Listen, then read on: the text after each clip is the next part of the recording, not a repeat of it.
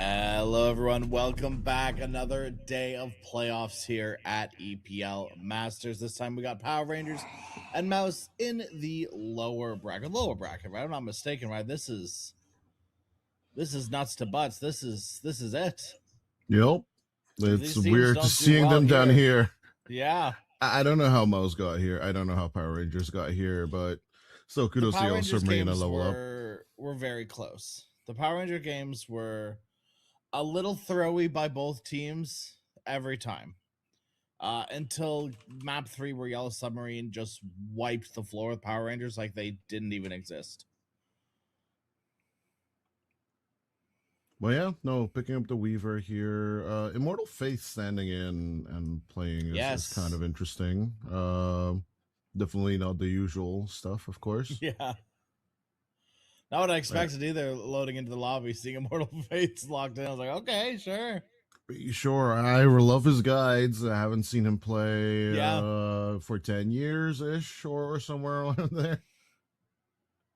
Something even higher level pubs, but formal coach of Gaming Gladiators, and of course even before that the Viking.gg, and he did get second place in EPL before. I do believe it was against Bait when his team Tickle Stack got second. Oh my goodness. But yeah, no. Immortal Faith has had some EPL history before, and he's brought roster after roster after roster to close to tier 1, but then yeah, like now finding himself here at elimination against Power Rangers and MOUZ is definitely going to be an interesting one for sure. Right, and you have to keep in mind that the MOUZ roster that you see before you, and especially now that Immortal Faith is standing in as well, is definitely not the same roster that you saw like 2 months ago, 3 months ago at this point, like not maybe even a month ago. Maybe in the beginning of the year was totally different. Celery having retired after Birmingham. Mid one now trying to figure out what he wants to do. Remco, Boom, and Supreme now back together again. I think there was an iteration of this previously, or although I might be mistaken, it might have been Boom on position 3, Supreme on mid, low skill on carry, and then maybe Fly was like position 5, and instead of 1J they still had, of course, good old Nyamich. But yeah, overall things changed. Times are changing, and it has to be said, right? Like if you are that kind of talent that people will sort you out, it's going to be a very tricky situation. What we'll see, while we are heading towards TI and the roster shuffles. I'm guessing Bulba is already sending out a ton of messages to everyone. The scout, the master.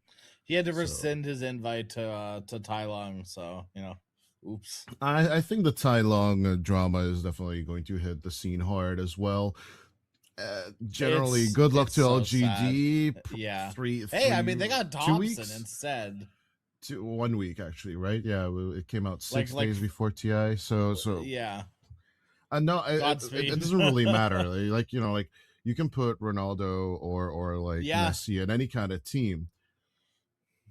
Okay, yeah, like football and Dota are not super the same, but you still see that the dynamic of a team doesn't really jive well. Like the tempo's off. For sure. The speed is just not there, and obviously with MOUZ, we shall see. What Immortal Faith will cook up here. That's true. Overall with Crystal is, but it's definitely going to be a different MOUZ dynamic that we're used to throughout the season. It is nice though, still with at least it's your coach, where you would expect your coach to have the team dynamics, maybe not necessarily practiced and down personally, but understood, right? And at least still adhered to and followed and like worked with and around. But yeah, here comes a Spur Breaker Marauder combination. An interesting one in general, although the speed boost for the Spur Breaker is not bad. So if you have a good target, you put in the Moonlight Shadow and you just lock in. That is definitely the approach. This was done by Chinese teams in 2018, 2019. Not my kind of tea. you know, at the end of the day. But it's definitely, you know, up there. It's fun. It's certainly, hey, we have Shadowblade at home, you know, and that's certainly something. It's a little awkward though. There's no arrow setup from Power Rangers. It's roar. Your arrow setup is roar. Because I'm not gonna count the Spearbreaker setup because I guarantee you it's gonna get griefed at least once this game. The Spearbreaker is gonna bash someone out of a Marana arrow. Just you wait, it'll happen. The BKB Pierce in general is the huge value over here, right? That the SB will always have. Heroes such as the Enigmas, or I don't even know what is a good channeler currently, right? And beyond that, are just no longer an option for you. And MOUZ used to play those. Like I think Boom loves to play these. Less of the I press my button and run away type of heroes. He likes being in the middle of the fight. So his Underlords, his Tides, his Enigmas. And overall, like, you know, this SB is more of like a counter to that kind of approach. Because Black Hole plus zombies, it's a nice equation, you know, nice circles, nice spells used here. It's just what is going to wrap around this team fight here. I think the Tide would be a nice ban at the end of the day. Yeah. But overall, it's a tough cookie, isn't it? Yeah, I mean, you could also always 3 the Undying if something really... Like, let's say they ban the Tide, and you're like, man, I wanted either Underlord or Tide, and I got nothing else left. I think you can always 3 the Undying and maybe pick up a 5 that can continue to punish this incredibly weak lane of Spearbreaker Beastmaster. That is not a good lane against Clinks plus, you know, some maybe ranged hero with a stun. Right, it can be totally abused. Bane would have been my first option, just as a hero that can stop the pulls that Spearbreaker is going to go for. Right. Yeah, generally lesser heroes like Pugna, Shadow Demon. I agree. Shadow Demon also banned. And they go for the Tide. Fair enough. There's That's fine. Tide. I mean, I'm also is good at contesting pulls, right? He's just going to run at them. It's just in general, Boom doesn't like playing the Undying with the like, you know, this potential Weaver support do anything situation really either. So so generally now with the Tide, you have this minus armor with the Gush, with the Swarm. They've done this before, so like it looks really good. I'm not looking into my crystal ball or, you know, talking with the player. Myrtle Faith is texting me on my phone right now.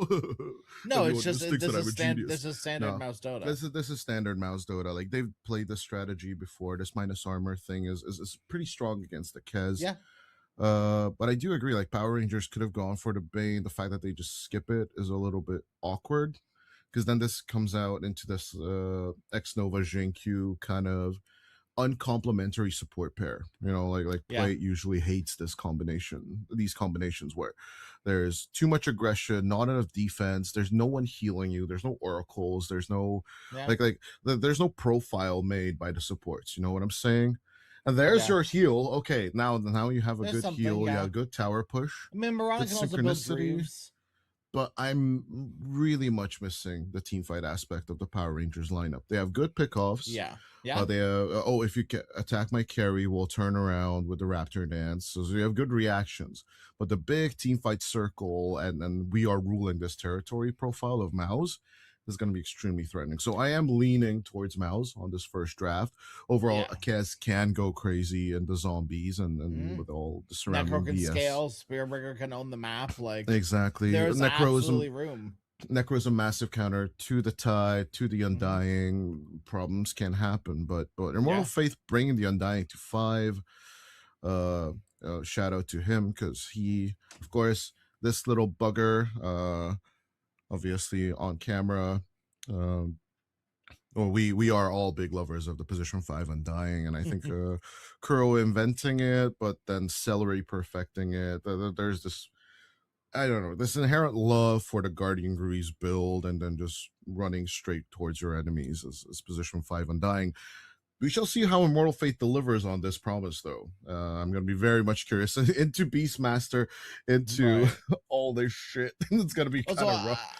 I guess we never talked about it, but when the Clinks came out, it did mean that the Weaver was playing 4. We never did officially talk about it. I just wanted to put that out there. Mm-hmm. Oh yeah, I did say it's sort of the before. same thing. I feel like though with the uncomplimentary supports on MOUZ, because I disagree. they're just better than the Power Rangers supports together. But I think the supports on MOUZ instead complement. No, I'll disagree with that. 1J is going to be playing the position 4 Weaver, right? So Yeah. it's the minus armor combination with the Gush and the Swarm. But then the true combination here is that since you're taking away HP with the Decay, right, and you are taking away armor, things are just supposed to burst into a million pieces, right? True fashion, if you are solely going for solo targeting, you go for the starter route. So just add that. It's despicable corrosive phase on top of everything. But then there's also the heal factor that the Undying brings into the play with the Soul Rip, which is also a nuke. So yeah, overall, I'm definitely gonna say that there's a lot of complementary aspects on the MOUZ side of things. Well, on the other hand, yeah, you do have a little bit of heal coming out from the death pulses, but eventually that HP pool is gonna disappear with the decay.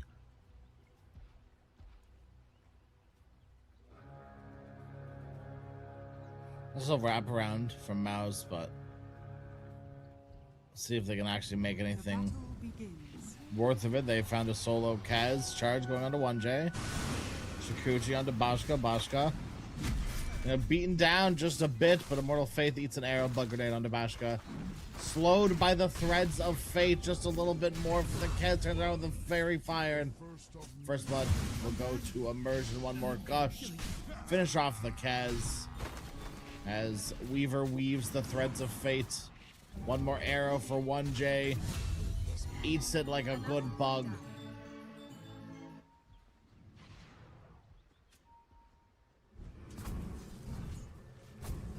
Oh, yeah. All in all, not too shabby. Overall, 1 and 2 Power Rangers with a better start.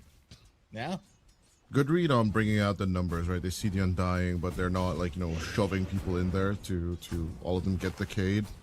As soon as the decay happens, they just collapse on their #1 target and they just take care of it.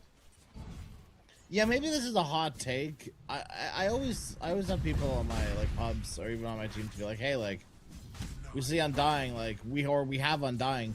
We're really strong, level 1. It needs to be at least a 2. You and I, we just recently played a pub, right? But it needs to be at least a 2-man decay. I will agree. I hate when people say that. It's like a 13-second cooldown, brother. What am I doing walking up? If I walk up high ground and I see get a one lot hero, of damage. what am I doing to that you one hero? You still get a lot of damage. Give me a group of... Why would you not want a stun to lead? A hero that can actually do something to catch Agreed. that solo No, hero. I absolutely... Okay, that one I absolutely agree with. You know, I don't think Undying naturally makes people good level 1. I think he can enable you to go further than you should be able to level 1.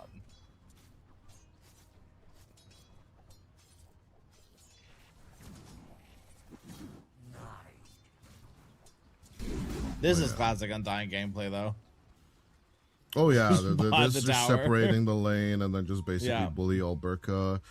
Immersion could do a really, really good job at skipping the waves, of course, but since Immortal Faith is going to be doing that reversed, overall, I don't know how much creeps Remco will touch. Crystallis is going to have a really, really rough time trying to get a high CS count. I'm talking about 60, high CS count for me would be 60 at 60 minutes, right? So overall, if he does finish at that 50-ish range by the time we have power runes, then we're gonna be happy.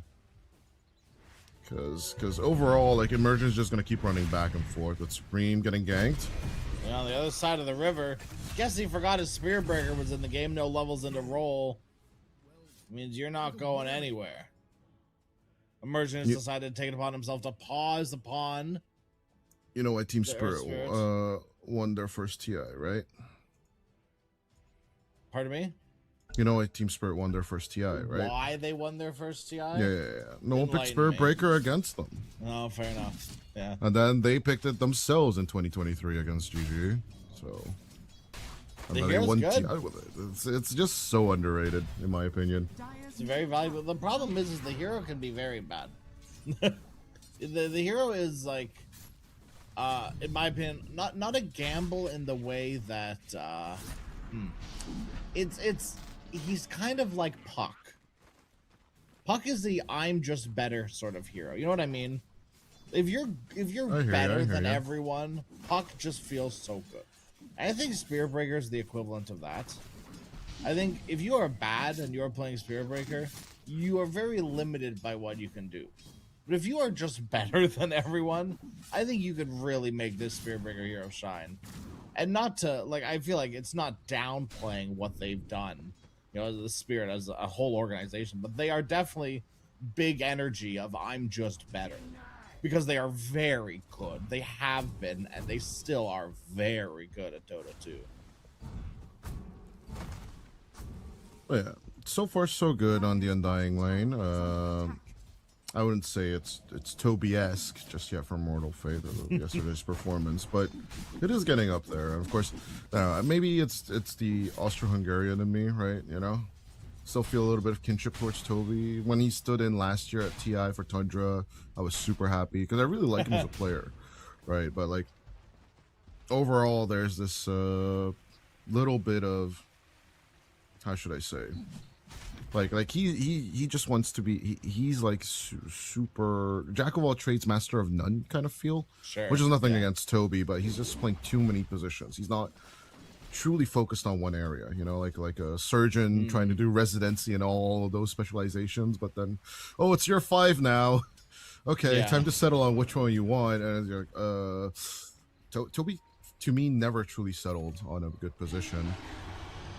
Or a position he's comfortable in, and now seeing Immortal Faith pulling in all this aggression, he will be the first scythe victim though. That is possibly the worst place you could have died. You just gave Necro a free scythe charge. Why I gave Alberca the tombstone away as well. And it's to relieve the pressure off of Crystallis right now. You can see that he's getting the last hits, he's getting the knives, and he will be at that 40-ish range in 20 seconds. Down bottom. Oh my goodness. Shikuchi, I guess on cooldown. Didn't expect the Spirit Breaker. No one's expecting Spirit Breaker, I feel like. They just forgot that this hero's in the game. As soon as you get that brown boots, you're just everywhere. Yeah. You are under leveled. Like, look at his levels compared to, for example, till the end. Of course, he's a level behind already, but he is also was playing in a lane that was being pulled constantly and being weird and also rotating. You know, so it's a lot of different little things. But you don't need... Those little things will add up. Like those little things will basically slingshot you back into the game, of course. Yeah. As you're giving space to Alberca. You know? Exactly. As we switch over to net worths, right? You can already tell. Like the switcheroonie, of course, is, and that is why Immortal Fate died in the triangle. Exactly so. Overall, you know, just trying to provide value to the Clinks as much as possible. But yeah, the Necro is going to be starting to become a problem, even now. That's 7 minutes in. Trident Wisdom will be contested bottom and top. Do they go help Alberca? No, they just come in onto the Tide instead. There they go, charge forward 1 for 1 on the shrines. But the charge connects to the creeps, not to 1J. Kiyotaka. Trying to get out, he's silenced, but now a big stick turns everything around. They destroy the tombstone immediately. Magnetized dropped. But it's nowhere near enough damage. Not at this point. Not at this very moment. Especially around a Necropose. Weaver walks in 1J. He wants to die. He feels the need to feed Supreme. He wants to join him in that endeavor till the end. Not dead. No one left alive. 1J. One more click. Kiyotaka, a triple kill. Why not? You deserve it. Looking at the Ash Legion shields, like, you know, just defending against the Zomboids. Just basically making them utterly useless. Well, of course, good old till the end just right clicks them down. Really, really great start for the Power Rangers side. And honestly, Like, yeah, you look at the scoreboard and you're instantly like, okay, yeah, all bets are off, MOUZ are washed, it's done for. But it's truly the net worth you have to keep in mind right now. Like this is the trick that us observers and spectators get to see that the players are not aware of, right? The net worth change is like the fact that Remco has been free farming for the past 3 minutes. Now is kind of the time, as soon as the Tide hits level 6 and then gets that Ravage off, the first item of Boom will basically be the go time for this lineup, and that's what Power Rangers need to delay as much as possible, because that team fight could be devastating to them. Yeah, it's something that's always going to be a threat. You know, maybe it's not a black hole. Maybe it's not like a chronosphere, these like abilities that can solo win team fights, you know. But a Ravage can certainly do work. You know, a Ravage plus a Clinks plus a Magnetize. You've got the Swarm, you've got the Gush, right? The Tombstone doing it, Undying, right? Like, there is a lot of different things that can contribute to a hell of a team fight for Power Rangers to deal with. I should stand there.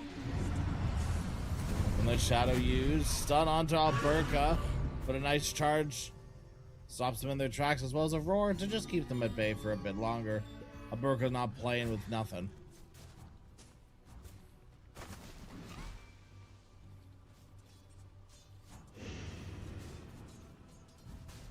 Yeah, at the end of the day, we are closing in on that mid game, nice and slow. Second daytime appearing soon, but action on the mid. Well, the charge over the Supreme still quite under-leveled onto Immersion. Boom comes in, pops the Ravage. They want to kill the Necro. But if they committed too heavily for a boon, they are not allowed to take. Kiyotaka lives for a lot longer than I think they expected. And you gotta ask yourself the question, could they have just taken the Spear Breaker and ran? Did they get too big for their britches? A DD Clinks trying to make his way over here, but all the while Boom dies. Someone's definitely not calling out timings with the Reaper Scythe. That is for sure an issue on the MOUZ side. Because we usually even had countdowns in our heads, right, for the big spells. Primor Roar and Scythe would be your #1 targets here.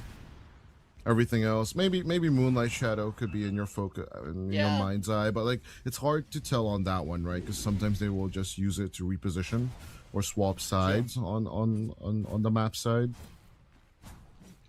So yeah, the Reaper Scythe and basically Primal Roar would be something I would keep my eye on. But yeah, so someone messed up on that mid lane for sure on the MOUZ team. They just should have killed Spearbreaker. They just get Immersion out and then nah. I don't know. That's way too greedy for the position that they're in. Yeah, taking out Kiyotaka is kind of impossible right now. Level 10 already.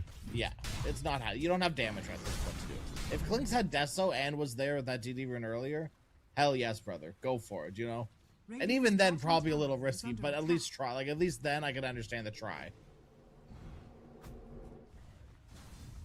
I would like to personally thank Boom for this Tidehunter build, by the way.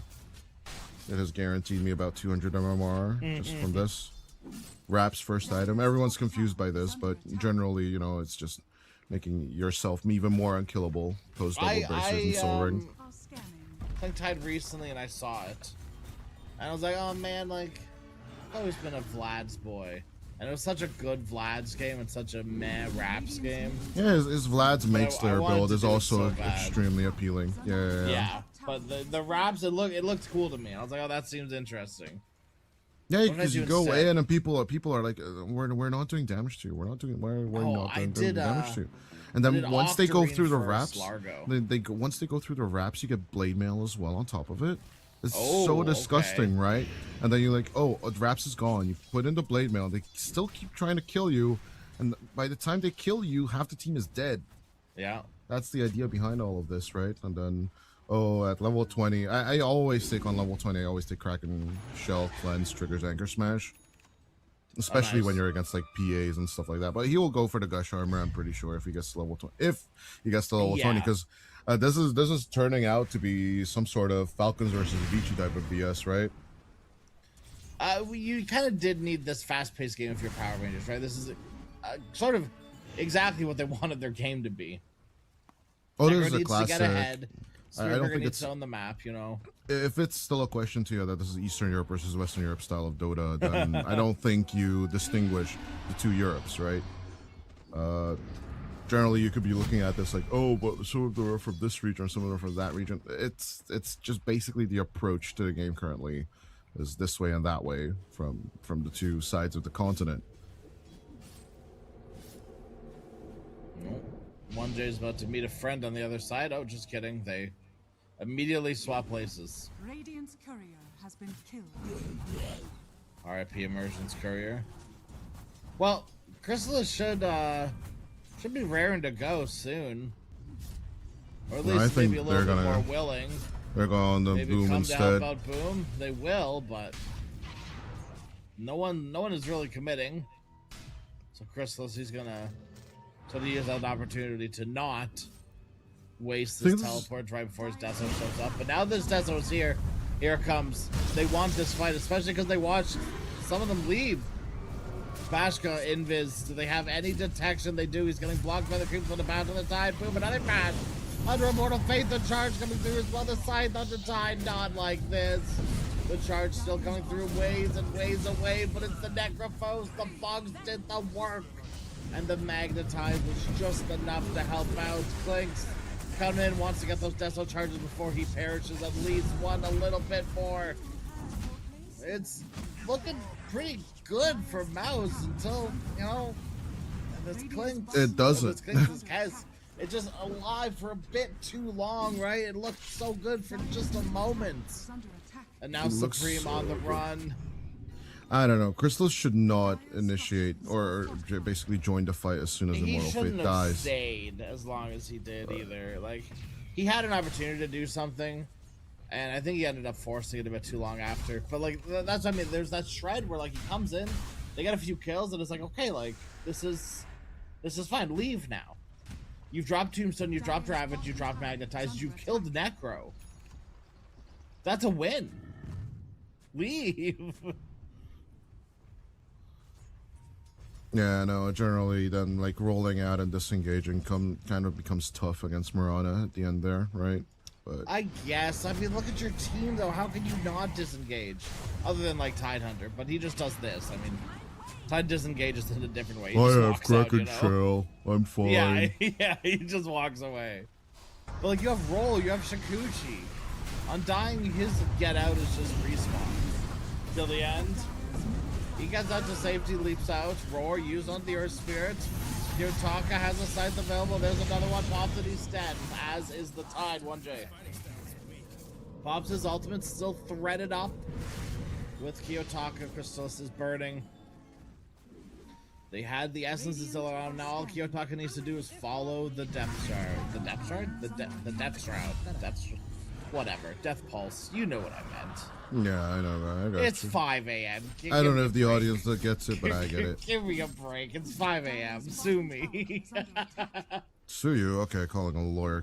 Lawyers in Canada. No. .com. No, not lawyersincanada.com. No, they have the best lawyers. No. Lawyers in Canada CA would be actually the right link, wouldn't it? No, my backup website. He's found it out. No. Well, yeah, no, in general, overall, I don't think MOUZ are respecting the teamfight capabilities that currently Power Rangers have, and that is kind of bonkers. Why are you sitting on a cast? Respecting how far behind they are, Arrow connects. They are not realizing it for sure. And it's funny because I think at one point, you know, oh, Mortal brother, please. You know, at one point you're talking about how, you know, we see that the net worth was only 2K despite it being 10-1. They have like that 1,000 gold lead every minute. It's worse for the players because they only see 10-1.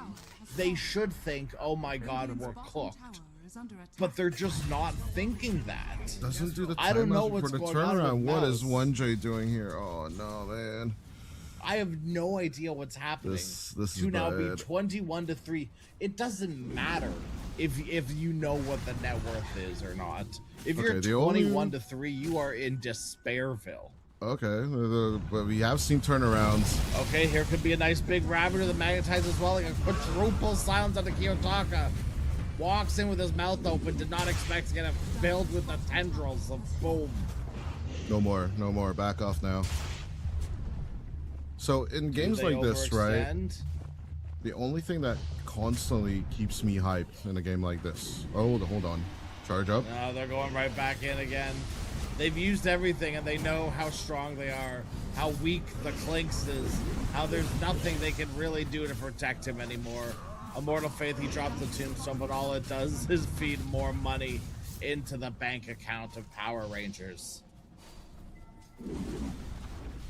Because the only thing you can do here, right? You have to become OG of Game 5 of TI 8. That's the only way you can turn this around, but letting the enemy run all over you this hard. Get sliced up like a melon. I don't know. I don't know what the watermelon's doing right now. Serving up a delicious summer treat. Oof. Don't even get me started about watermelon vendors here currently. They're just ticking me off. Oh no. Oh no, it's the whatchamacallit. The harvest this year for watermelons is bad in Europe. I don't know. It's not sweet, not watery enough. It's dry and is it way too sweet. Is it because of the heat? I think so. Yeah, like watermelons to me are just not watery enough. But maybe I have too high of a taste. Sure. I don't know. Oh boom! There we go again. Oh, I don't even want it. I don't even want it, man. I don't have the energy for it. Okay, they're roaring it. Okay, hold on. Now they're actually maybe a little bit too much at this point. They have to bring in the Necro. They have to sight them. But Chrysalis, he doesn't have to be here. He didn't have to come. What are you doing here? One day he wanted to join the trouble as well. Okay, I didn't want to talk about it, but they've made it something worth talking about it. What's wrong with you, MOUZ? Find another hole to crawl back into. This is not it. I don't know. The team decision as to not sticking with Toby, even just for this one tournament, doesn't make sense to me. Maybe he just didn't wake up. You know, I'll give him the benefit. I'll give MOUZ the benefit of the doubt. But yeah, he could literally guys, just be asleep. You are facing elimination. Hello? Yeah. Question mark? I mean, that's something they'll have to talk about, you know, if it's a problem, right? Or yeah, he could literally be having an emergency too. Who knows? But either way, I do think that even like Immortal Faith doesn't make or break this game at this point. You know what I mean? Sure, yeah, like there's been some major no. goofs and gaffes, you know, especially from Immortal Faith. But like, I feel like 1J is not playing Dota 2. He's playing a Pause 4 Weaver, which is playable. But I mean, like, playable I think is the baseline of Dota. Most things are playable. They're going for their Aghanim's counts and then pick off potential with Crystal's going for the Orchid, but these are aggressive items. Like how can you go on the aggressive when you're already looking at your high ground about to be? Yeah, I'm absolutely with the Insania voice line here. Look at this. Oh, Immortal Faith. He thought he was being cheeky. Thought he was being sneaky. 1J also thought he was being sneaky, but heavens, a bird might be heading his way. They're trying to kill the bugs on the birds. He just keeps walking in circles, Alberta. Yeah, like a cartoon. At this point, there's nothing saving this.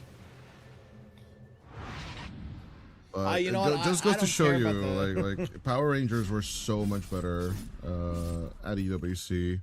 Like I think they were informed, despite them being shellacked, right? One way or the other. Yeah, I mean that was kind of some powerhouses, you know. But I think that kind of powered them up. I'm not gonna lie. It's a good use of the resources being in a land of that caliber gives you, you know. Charge onto 1J, finishes him off. He couldn't even get the time lapse off. Well, actually, very well done by Power Rangers there, right? They hold him at that health, you know, sort of pool where he just dies to charge. but And he he- doesn't get that. Then he doesn't get the value out of the time lapse. Realistically, he should have time lapsed earlier, but then he was just at the edge of a cliff, which isn't anyone said. No one set that up. No one pushed him there, right? But it was just I perfect. don't know. At because this he point, didn't see you're just anything. trying to delay the game as long as At this point, possible. you're just talking about the next one. You're talking about what you're having for lunch a little bit later. They are killing this Earth Spirit big and dead. And at that point, they're just going to charge on forward. Bashka, there's going to be no thoughts put into it. He's just going to keep on clicking the Undying until he dies, and he will do the die. You're talking BK beat up, doesn't care about the Ravage, but it means he can't ghost route the Clinks. It doesn't matter. Clinks does not hit anywhere near hard enough at the moment. The Boom will fall. Immortal Faith will be next. No chance for MOUZ this game. Call it, You've got please. the Thank you. buybacks, but you might as well call it. Save all of us the despair of watching this game. It's not that they can't do better in the next one. It's that they can't do better in this one. This one. This game is cooked and far away, and that happens. That's Dota. That's not a big deal, right? Like, everyone has bad games. Everyone has bad series. Everyone has, like, it happens. We're people. Hopefully MOUZ can fix that up, though, as we, look at the breakdown here of the game. Like, this is not a winnable game, period. You cannot be 0-9-4 on both of your supports. The draft started off so well, but my biggest pet peeve is as soon as MOUZ started grouping up for their executions, the target choices were horrendous, right? And then it's like, oh, why are we so this uncoordinated? I'm guessing this is something different that they practiced. I'm guessing maybe there's an underlying reason we don't get to know as casters or the audience, right? True. Maybe they just do not care, at this point. It is a That could pause also- for Weaver. It's hard to You know, it's hard to like- get a vibe, You don't know. Maybe in 2 weeks' time, you will get the announcement that the MOUZ contracts are up, but this was one more tournament that they were signed up for. They were an invitee, then they still honored the tournament by attending. But this is definitely not the MOUZ we saw at the beginning of the season. Not the EPT leaderboard 10th or whatever they were. Yeah. At the beginning, and it's a shame because I really like this team. They were actually EPT board 10th. Yeah, I was actually right on the money on that call. But this is not the boom. This is not the MOUZ with Yamich and Mid1 Ponto. Or actually, yeah, like the Ponto one was never truly gotten off the ground. But I don't know, man. This is definitely not the MOUZ I was invested in at the beginning of the season. And hope maybe we will get Toby back in the next game. Maybe we won't. At this point, though, really a ton of issues that MOUZ need to solve one way or the other. Or, they just need to have one person make the execution calls, because this is definitely not it. All right, game number 2, MOUZ versus Power Rangers, coming up after a short break. Stick around.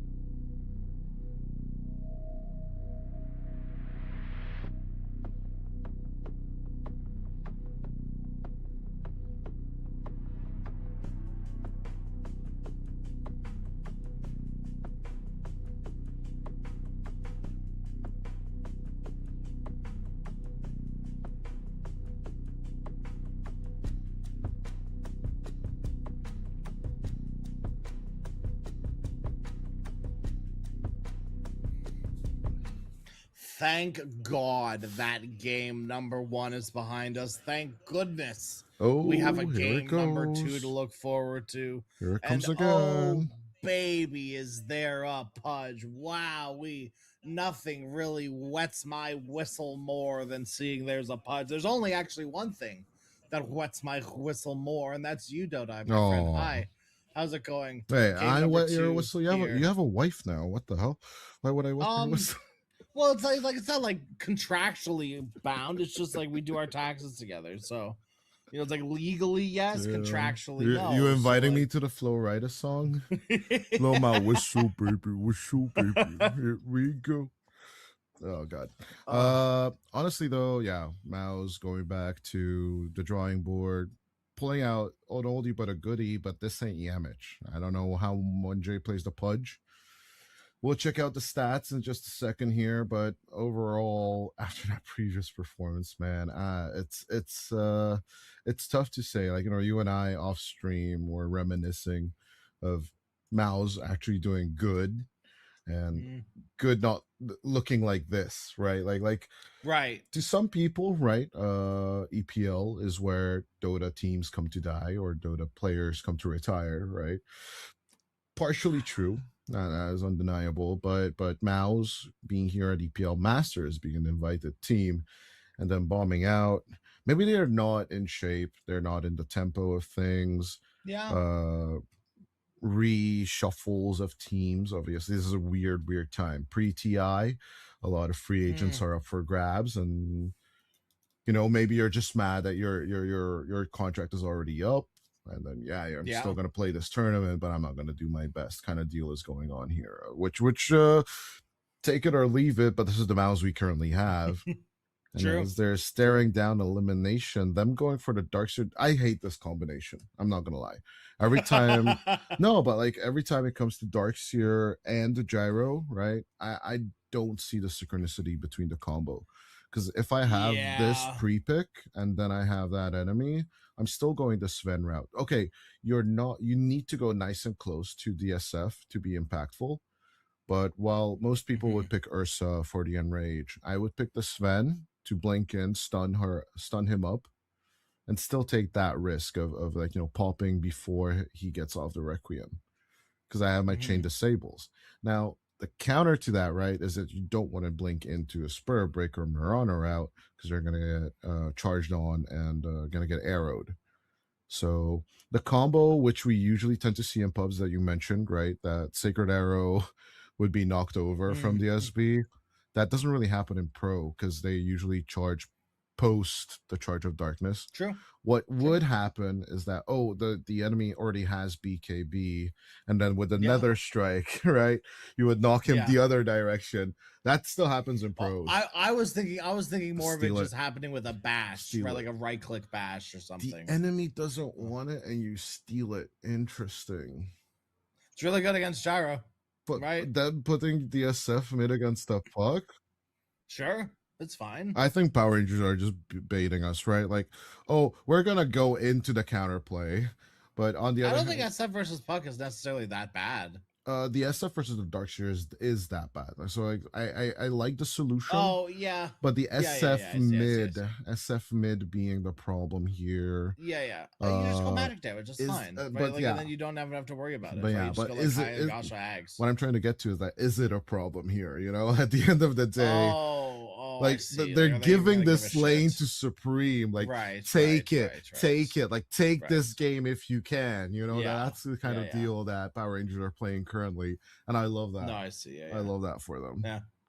Oh my god, I dare you, right? Like run away with it. I can see it on camera. Look how much my hands got brown. I was on vacation for the past 2 days for the dear audience. Nice. Like on camera, like my hands are so brown. How is that possible? It's magic. Okay. Beastmaster Monkey Band, pretty cool. It's the standard. Because they're thinking Gyro 5. Yeah. Being the possibility, so they just carries they don't want to deal with, basically, is the idea here. Yeah. And then they're shoving them towards the Undying 5 currently, or Ogre. Not gonna lie, I don't like either of those. Night Soccer Band. Night Soccer Band good against Puck. Classic, you know. Makes sense. Yeah. Lycan, not so much my deal with the Spirit Breaker. I think Centaur is pretty OP here. You know, Centaur's a hero that I have not seen as much of as I thought. Yeah, it's pretty high up there though in the numbers for EPL Masters. In the playoffs, it hasn't been super popular. I just called up Power Rangers as manager, and then they told me what they're gonna pick. So quick, Centaur. And that's how it actually works. But no, Centaur is actually after 22 picks has 14 wins overall here at EPL Masters. It is the 5th most picked hero so far. Wow. So yeah, I've been getting a lot of non-Centaur games. I've been very surprised. To be fair, I did get I think like 3 yesterday, so that did like make up for it. But like before that, I was just also surprised. I don't know, man. Give me something super cringy. What do they do to fix? Crystal's Razor. I kind of like it, kind of don't, but super don't actually. No, I'll take it back. Okay, so it's a 5. It's the 5 gyro. Oh wait, five pudge. 5 pudge. 5 pudge. They're not going to. gyro. They're not going to double melee route on the offlane. This is interesting. No, because Ion Shell, the rockets, obviously, the Ion Shell, rocket barrage, so good. You know, you surge them, and then you rocket barrage, and then you run under tower, and then you die like a dog. I don't know, like easy. Overall, it's once again more of this Asianish approach with a European twist, right? With the Crystal's Razor. This is something like, for example, Extreme would never play. But like, you know, it has those tones of the Gyro 5, or Gyro 4, but at the same time, it's not. You know. Yeah, I will say one thing about this MOUZ draft. No matter what happens in the next 15 minutes that'll before this game ends in 15 minutes we'll talk about like what we think at the first 10 minutes in the game, right? Right. They went out on their own merits, you know, like they are playing their heroes, and if they win with it, that's great, and if they lose with it, they have my respect there as well too, right? They're not conforming. They are going to make their Dota work for them. And they're going to have to figure out how to make that Dota work for them. Because at the end of the day, that will be their best Dota. But yeah, well, draft 1, I saw the vision. I saw the idea of actually getting into the game. Well, production. The game was started. No, it was just help, I'm stuck. Production. I'm stuck on the screen. Freedom. Yeah. Side. Obviously, I like the draft 1 way more. Pressure point for them. Sven, the Centaur lane is just gonna die one way or the other because Centaur currently just needs to build the stupid Helm of Dawn and just basically sabotage the laning stage in general. So overall, this game plan now with the Darkseer, right, and then trying to vie off once again an unconventional position 4 is less so to my liking. So I'm gonna go Power Rangers. On the second game, I'm going to be a turncoat, no matter how much I love you, Immortal Faith. My brother in arms, but I don't think this one's it. Yeah, I actually think that is the perfect. I just don't think it's it. You know, I think that's it. I think there's not much more to be said about it. If it were, like, sure it can work, but it's Dota. Anything can work. Anything can work, but I don't know if it's gonna be possible. Power Rangers are warmed up, they're toasty. A hook on the Centaur to start things off with absolutely zero follow-up. You have somehow hooked the Centaur and killed your Puck. You can't make these things up. Immersion does not care. He's going to stand there and he's going to let you hit him. He's going to beat you down until he dies a nice hook on Baron and maybe makes things up. Immortal Faith will get the tips that he deserves. He hooked it. He earned it. He did kill Puck, yes, but a small price to pay for 3 kills for MOUZ. Maybe I am caster cursed. What can you do? But Obviously, the turn is good.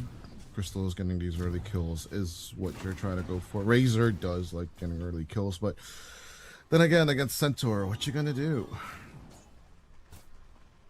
Yeah. Long term, your move speed is not gonna be there until you're level 6. Lane domination is kind of rough. And 1J's doing the diving thing you already talked about during the draft. Yep. You know, I really didn't expect him to do it this hard this early, but here we are. He did dodge the arrow earlier, and by dodged I mean it missed.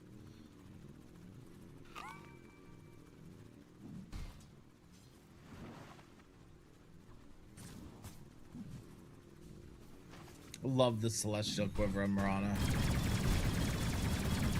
Mid the hero feels so much better in lane. Now 1J, he does have to be careful, because there are 2 heroes beating him to death. Yeah, the Mirana's a ranged hero, especially those Celestial Quivers that you just mentioned. Those bursts of damage, you tend to ignore them, especially when I play Spirit Breaker. I'm like, oh, Mirana 5, that should be fine. I should be fine. Oh, I'm dead. Oh, wait, what? How? When? Right. Right. Oh, the well, extra burst damage. Screw this hero, it's broken as hell. And the cooldown's a bit too long, or too short, too. Like, it comes off more than you'd expect. And with supports building more stats in lane to do damage, it makes the right-click supports like Mirana do quite a bit more, right? Nice kill mid. Immortal Faith makes it work. That's what you want to see, you know? So the End's Courier will die. Gyro, nice surge away. 1J playing with his health pool, but also playing with the enemies. This Fairy Fire's not enough till the end. Fights till the end. And you gotta follow the team's namesake. Yep. Oh, he did say Power Rangers are like offering this game on a platter, right? So that's true. Maybe MOUZ is just gonna grab the opportunity. I don't know, man. As long as he can bring HP to the Sven, things should be fine up top. Well, down bottom, can we kill the Pudge is always the question on your mind, isn't it? Probably not. You probably can't. You probably just want Alberca to go farm. Problem is you can't die here. Okay, well that was, I mean, probably one of the most far off hooks I've ever seen in my entire life. That hook was in a completely separate like area code. You should play more together, and you should force me to play Pudge. You would see some crazy bad hooks.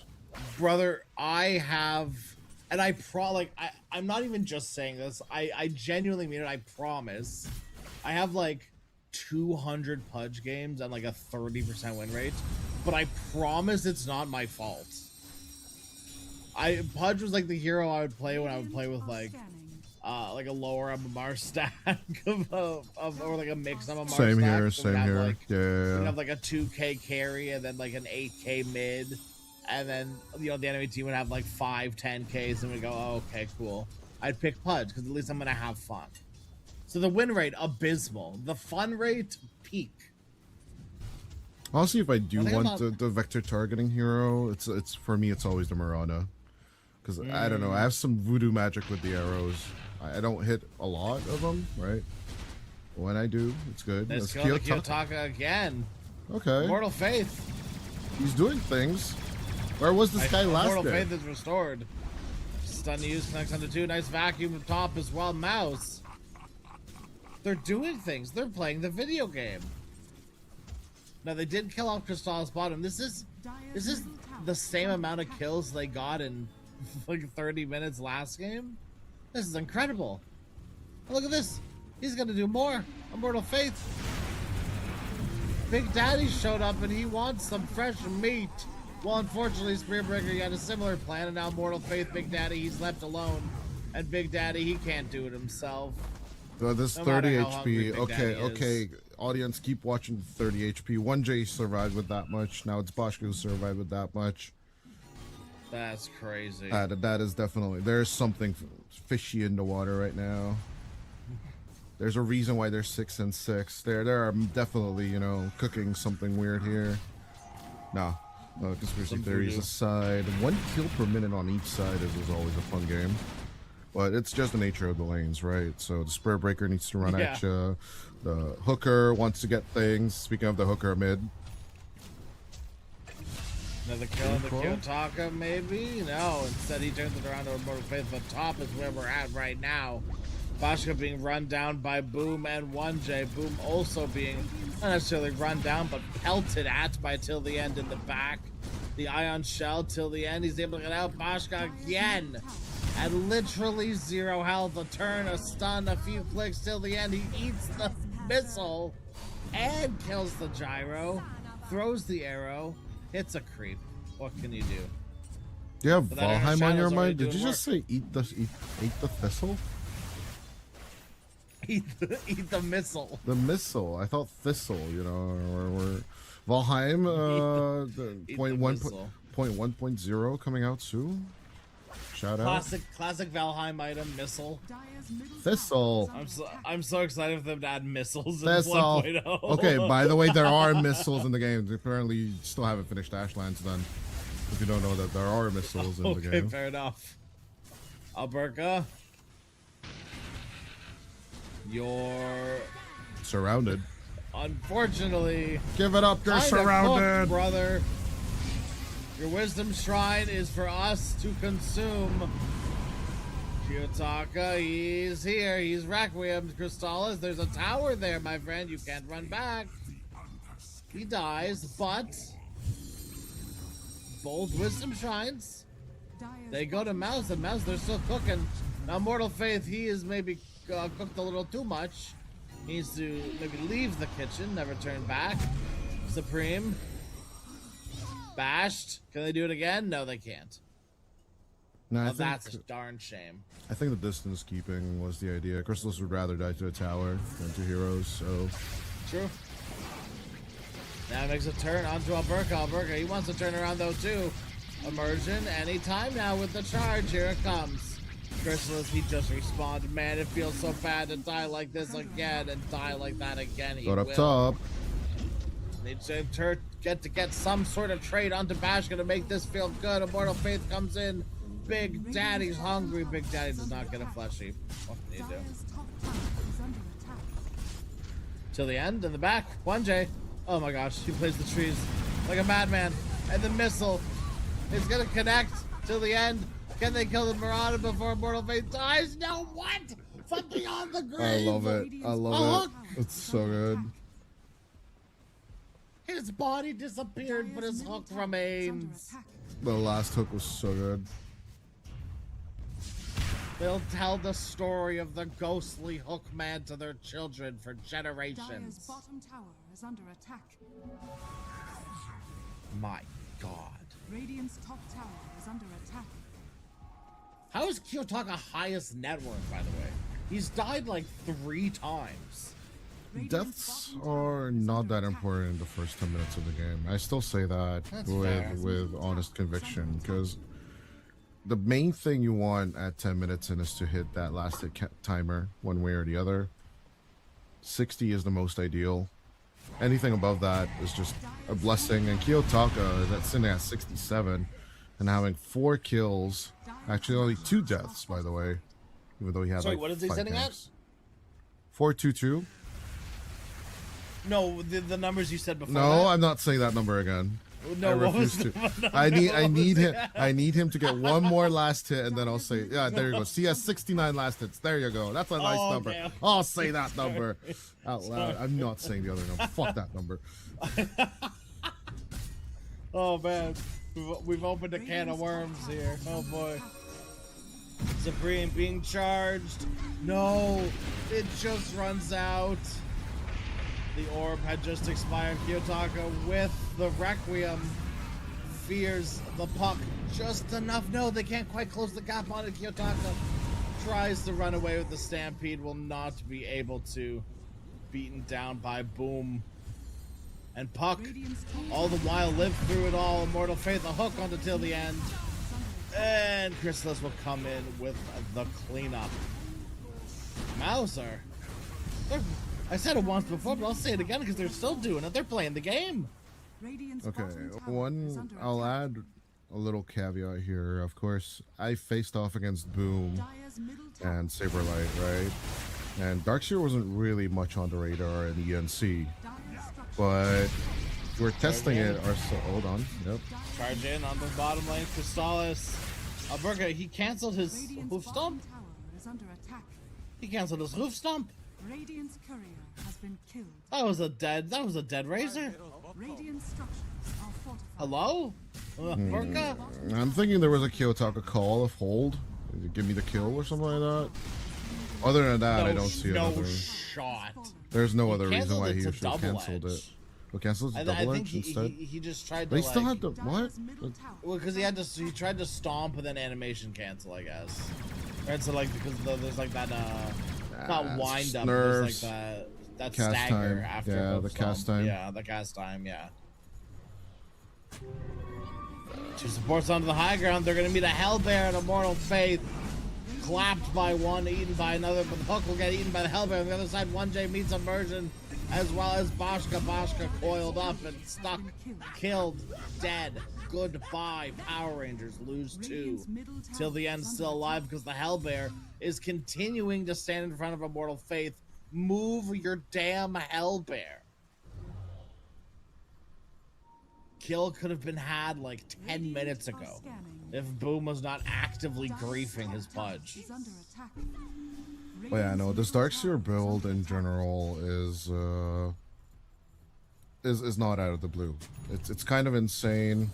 It's also following one that I played with Lyrical in the earlier months of 2026. But in general, right, you just never think of the Heaven's Halberd coming through, or even Darkseer as coming through in 2026. Crystallis dies down bottom. That does the double hoof stomp. That does tend to happen, right? Sometimes you get stampeded on, and Shadow Fiend pops out of nowhere. What are you supposed to do? Just let Centaur sit there till the end? He doesn't have another leap. He dodges the hook, and they can't follow up. The missile comes way too late. Look at the D ward. That's something, I guess. Little victories. But yeah, The biggest victory for me, though, is the Sven is still so far behind. Definitely, this is what MOUZ need to do: give Dishbag the same medicine they got in game number 1, right? Not relent on the pressure that they currently have. But I think Immersion could easily turn this back on top of them. There's a charge. Still off till the end, but that's okay. They can still get a good fight here. Boom tries to surge himself away. He will be successful. And now God Strength Sven thrown back into the wall. Another illusion created. Gets hooked. That's cool, I guess. Supreme able to call off Immersion on the side there as well. Maybe more. Immortal Faith. Guess he just didn't expect to find Kiyotaka in the jungle here. It's his jungle. He owns that jungle. That's his. You can't have it. And he does have the rights to shoot you. That's his property. This is America. Dire's bottom Wait, no, tower is sorry. under attack. Wrong place.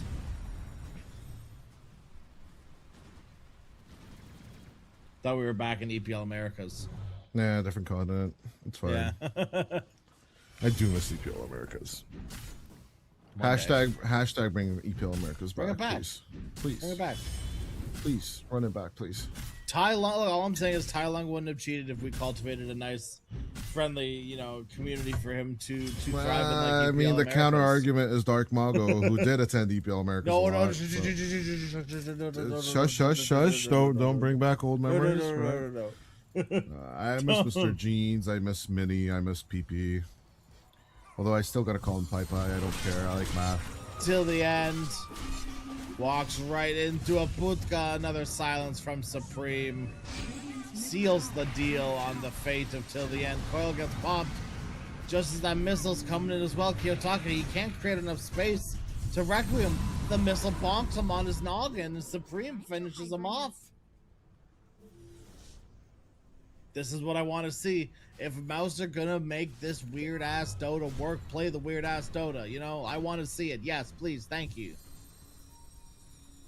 As much as we can meme on them, the game number 1 looked awful, but they kind of half-in, half-outed it. This is full in. This is full hog. Radiant's And Bashka's getting hooked. Bashka's getting eaten, stomped, orbed, the whole kit and caboodle. And the most important piece of the puzzle is all full hog. Till the end, on the high ground, nowhere to go. Supreme wants another one, won't get it, denied by Boom.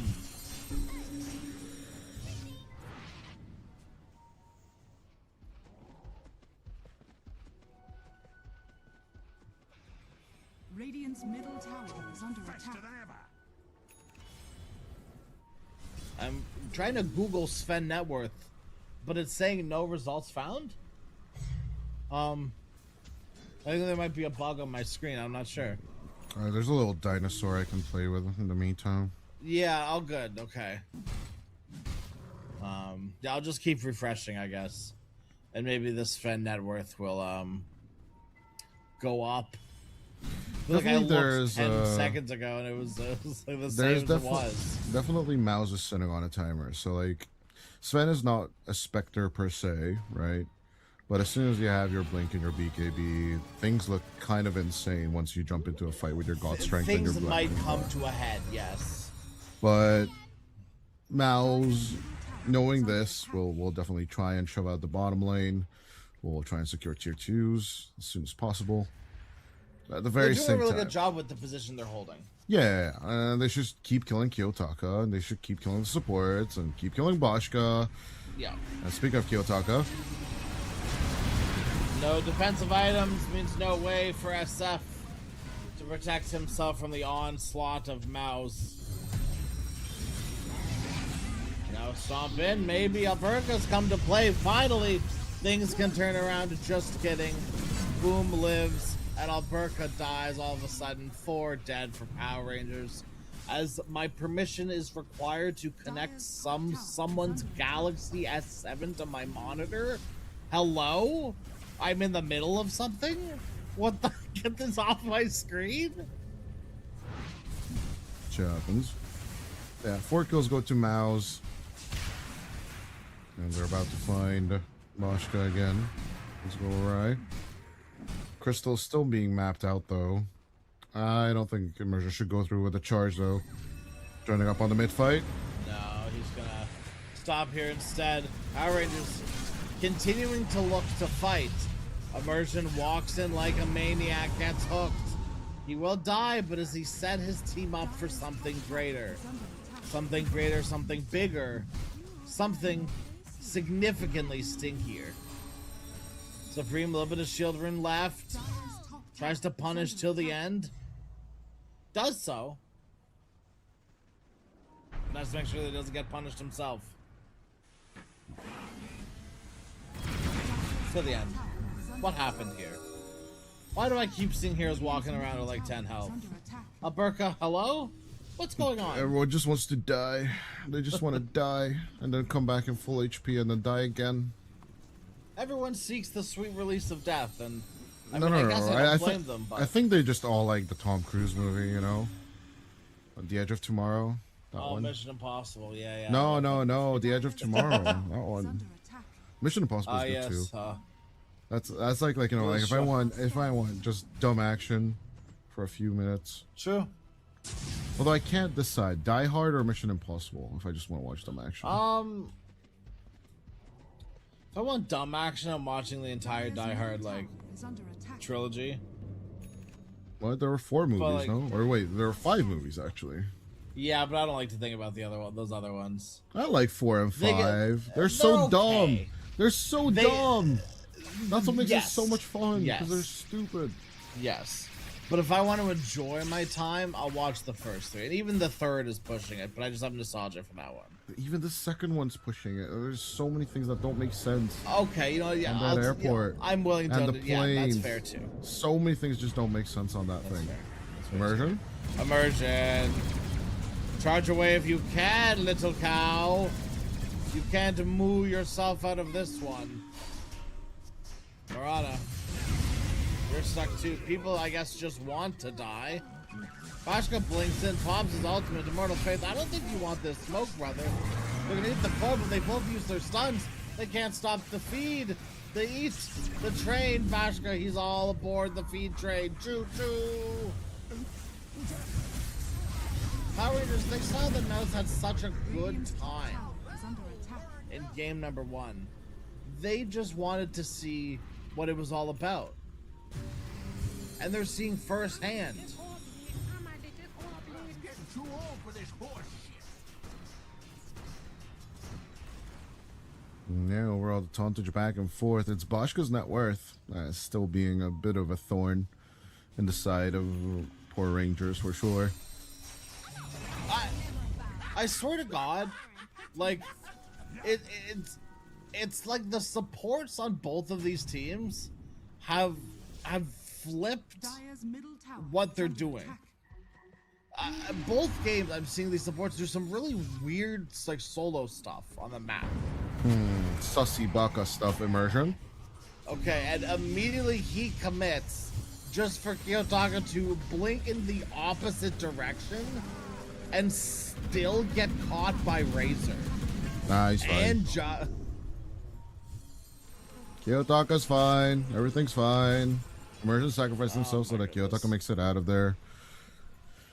But yeah, Kiyotaka needs to get this magic build online. I hate magic builds on SF, but it is what it is. You made your choice. Dire's bottom tower well, he was fine. We'll see if he continues to be fine, as they will definitely turn around and commit onto Kiyotaka a little bit more. Do they have the juice? Do they got the juice?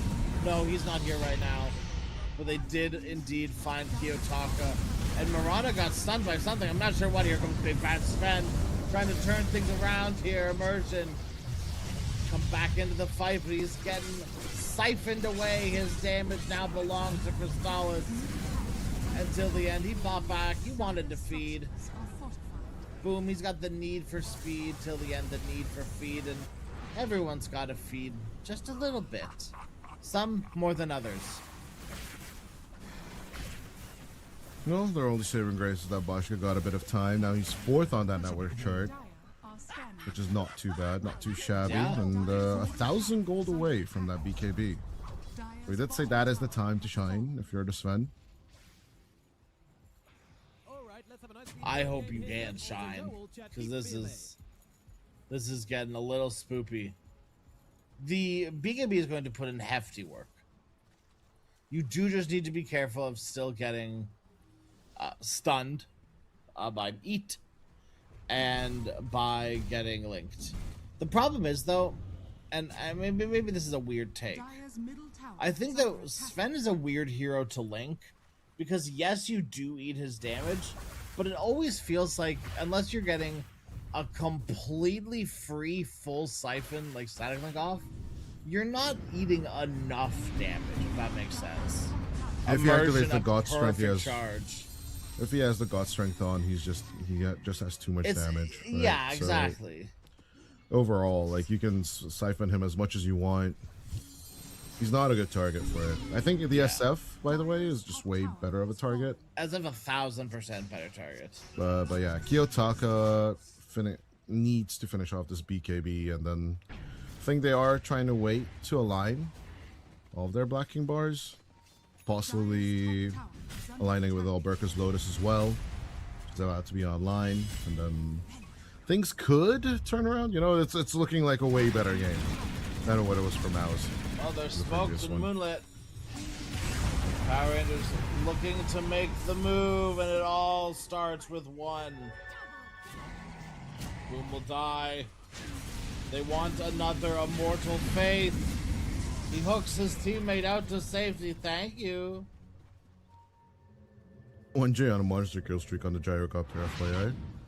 That's crazy. That is kind of funny on a gyro 4.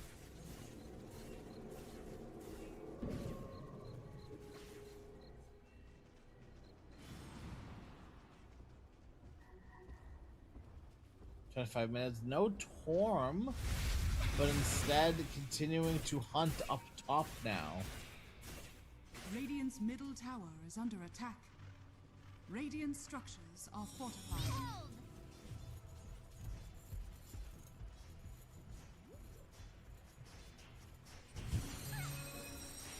Yeah. Speaking of Ponto's X-Post, actions speak louder than words, and currently Scanning. with the BKBs finished, kind of waiting to see what action Power Rangers will take.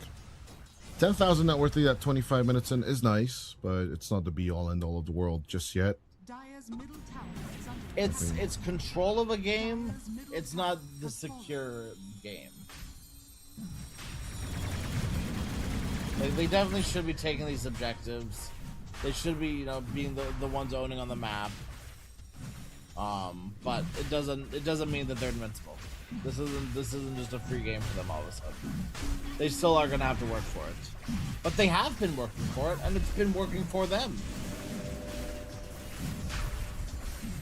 See if they can keep it up.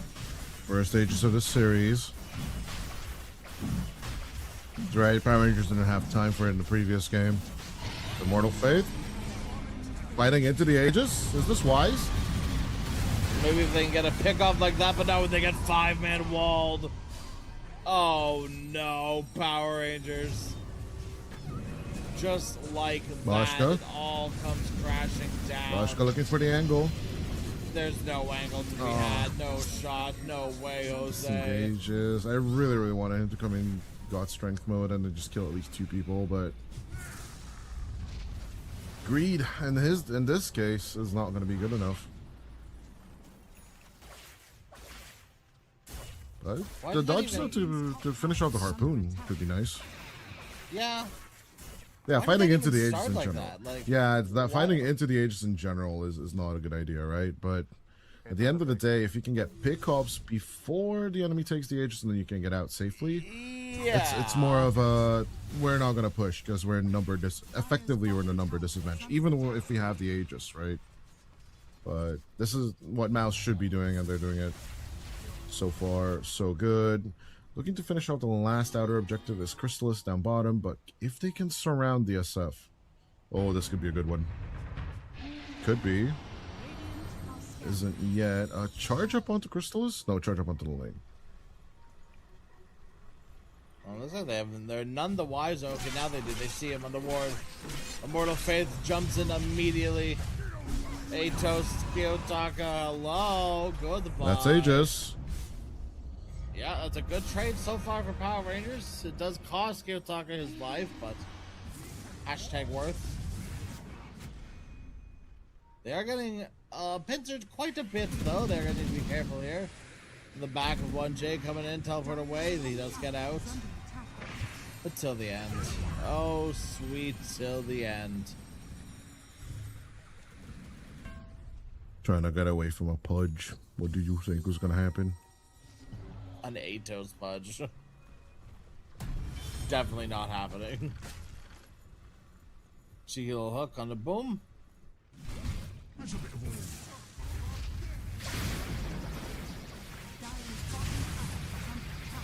Onto the Razor Chrysalis. BKB'd up, beating down Bashka. Bashka has to BKB. The hook gets blocked by the illusion. You really hate to see it, but you love to see the Sven die through the BKB. Supreme has been putting the puck to work. And MOUZ, they have shown the game number 1, it matters not to them.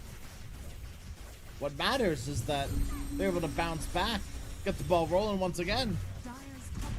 I think someone got a talking to after game 1, and then they could have won game 1 if things it fell in line for them.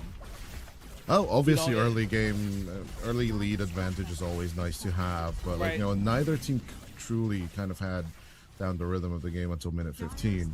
Yeah. Now it's easy to say, oh, MOUZ always had a plan and they executed it well. It was sloppy at the beginning. Let's just be honest here. But now holding with an advantage and constantly pressuring the enemy is rather an easy thing to say, an easy thing to execute per se. But if you can force the enemy to make mistakes, then going on to the high ground is truly the easy part, right? Yeah, I mean, we'll see what they can force out here. They just want to beat it, you know, especially before Sven. Yes, there it is.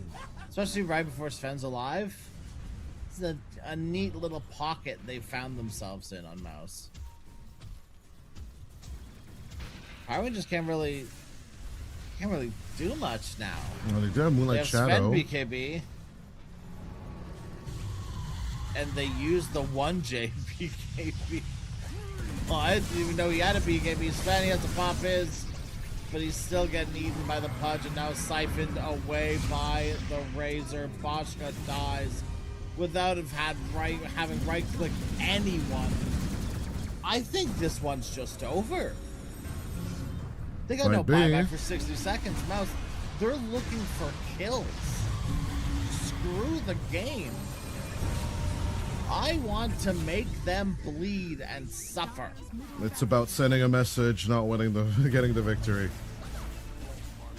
Now, if they do end up somehow losing, that would be very funny and ironic, but that's not going to happen. This game is so way far out of their hands. You have a buyback on S7. It's not being used. Ato's used. They want to kill the Centaur. Quickly before the Centaur dies, you have to call GG. Get out. No. They just call it. Centaur dies before the GG gets called. And MOUZ, they come back in a big way. I think mentally, physically, everything. You can tell that, you know, this is a team with experience. And I'm very happy to see that their weird stuff worked. It definitely fills me. Oh, go ahead. Go ahead. Fills you with joy, I'm guessing. Yeah, it fills me with a lot more joy than watching some team try to conform to the standard Dota and then it just not working. Making a plan and just not being able to execute it is what we saw from MOUZ in game number 1. Game 2, just do weird shit, you know, random bullshit go. Apparently, it just works a little bit better for them. Obviously, Power Rangers did have the draft down. Basically avoiding the SF playing into the Darkseer, but then they just wrapped around that by putting the Pudge into the mid lane and then just constantly making things work. As at the end of the day, right? Like the bottom line is that if Power Rangers are going to react to the enemy draft, they cannot adapt to that change, right? That's the weird part of why all of this just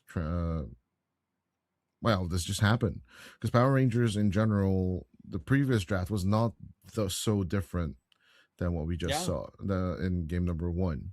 So overall, it's not about that they didn't want to get the win, right? Obviously, you are trying to shut down the Pudge one way or the other, or trying to get on top of the Darkseer. I think MOUZ just gave back to Power Rangers what their medicine was in game number 1. And Power Rangers then just tried to adapt to this puck pick and the gyrocopter and everything else by picking up the Sven themselves, taking it away from that beautiful combination that the Darkseer and the Sven would have had. And of course, Crystallis does play the Sven. So it looked like Boschka was just a little bit less certain as to when he needs to go in, how he needs to approach the fights. But if your team commits into that triangle fight and you are just lazily standing behind with the blink and the BKB and the God Strength, and you just cannot get that triple kill, which would then start to turn around, which would then usually rage baits the audience in the chat into thinking that, why did MOUZ go up there with the Aegis? Well, obviously that triangle fight is just so super important that I think that is where it was decided that, okay, now MOUZ have the lead. Now they can mess around with you. If you come out of your base, you're just going to be screwed over and over and over again. And they do not have these elusive heroes like the Puck and the Darkseer that can just run away or disengage. They only have one of those tools, right? It's only the Centaur Stampede. So they just ran out of options at the end of the day, and they didn't utilize their good BKB timings. All right, folks. Well, lower bracket, we are still rocking it. Game number 3 of MOUZ versus Power Rangers after a short break.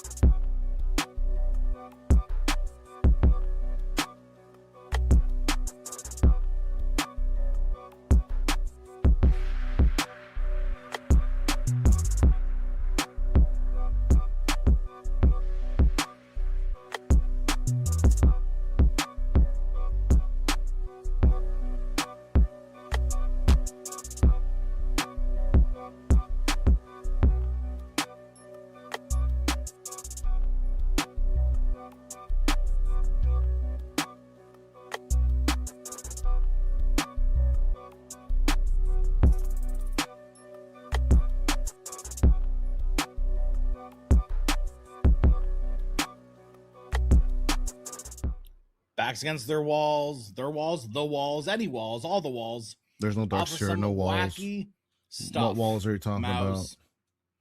They This isn't China. come No back. one's building walls. What the hell?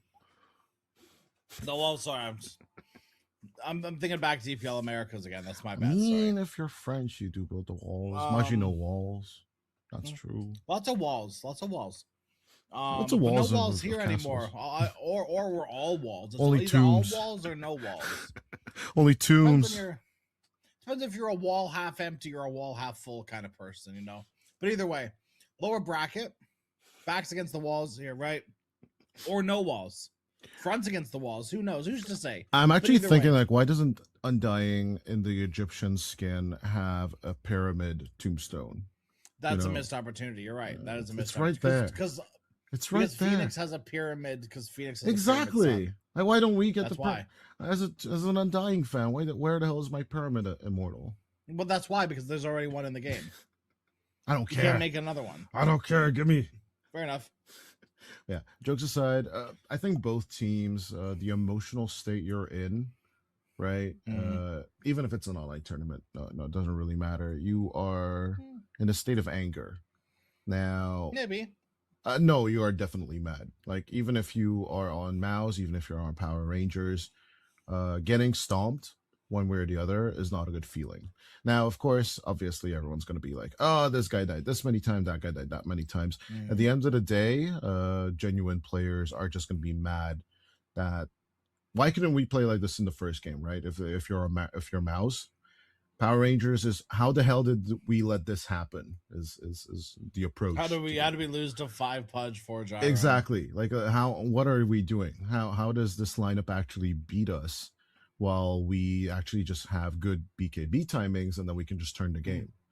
Like, both teams kind of dropped the ball on their turns when they actually hit their power spikes. Tidehunter with the Aghanim Scepter, Crystal is just not being fast enough on the Clinks. The other side, it's the BKB on Kiyotaka, using it way too early, and then Boschka just not joining in on the fight post Aegis. And then if the decision is to weave fight into the Aegis, then you should have definitely waited for the group up, or you should have, if you're immersion, you should have charged in to a better target. So like overall, mistakes are made. I don't know if lessons are going to be learned, because the Mirana is not going to be stolen. Power Rangers will be picking up for themselves along with the Undying. And this offlane combination, not my favorite. I do prefer Undying, Keeper of the Light. You and I have seen me play that with a few other people on different servers and on different in-houses. I think it's just way too effective. Now with a Dark Willow Mirana combo, it's about rooting and then throwing out the Sacred Arrow in time before the Sacred Arrow and the call down and yada yada comes through. Yeah. So MOUZ are once again going for this big setup kind of deal. I don't know, no Darkseer, boo-hoo. They're just gonna go towards this pivoting of the no Underlord, and Tide again. I don't know. Yeah. Nature's Prophet for Crystallis makes sense. This is a strategy I was beaten with. Toby is back. Oh, Toby's back. Yay. Toby is back. It is worth noting Toby is back. That is really good news, by the way. Shout out Immortal Faith. A wizard only arrives when he's truly needed. He's never late, or whatever it is in Lord of the Rings. And if they lose, Toby is going to coach, Toby. and then Immortal Faith is going to join the team full time. Just blame Toby. Yeah, like obviously, as a Hungarian, I definitely support blaming Toby because he's Austrian. Blaming Austrians. You really screwed yourself over by joining this game. Realistically, like, this is career ending. No. I think Toby specifically can be blamed. Toby in general is always the type of guy that just wants to play. Like, it doesn't really matter what team he's on. He doesn't really have beef with any roster. Doesn't have beef with any particular player, as far as I know. All he really wants to do, no matter the roster, no matter the team, is just play Dota. So, all right, well, let's start beef then. Let's beef with Toby. Beef with Toby? Toby, you piece of shit. Why aren't you on a tier 1 team now? Like, bitch. Lorinov got Enigma Galaxy signage, and who were the other mercenaries this year?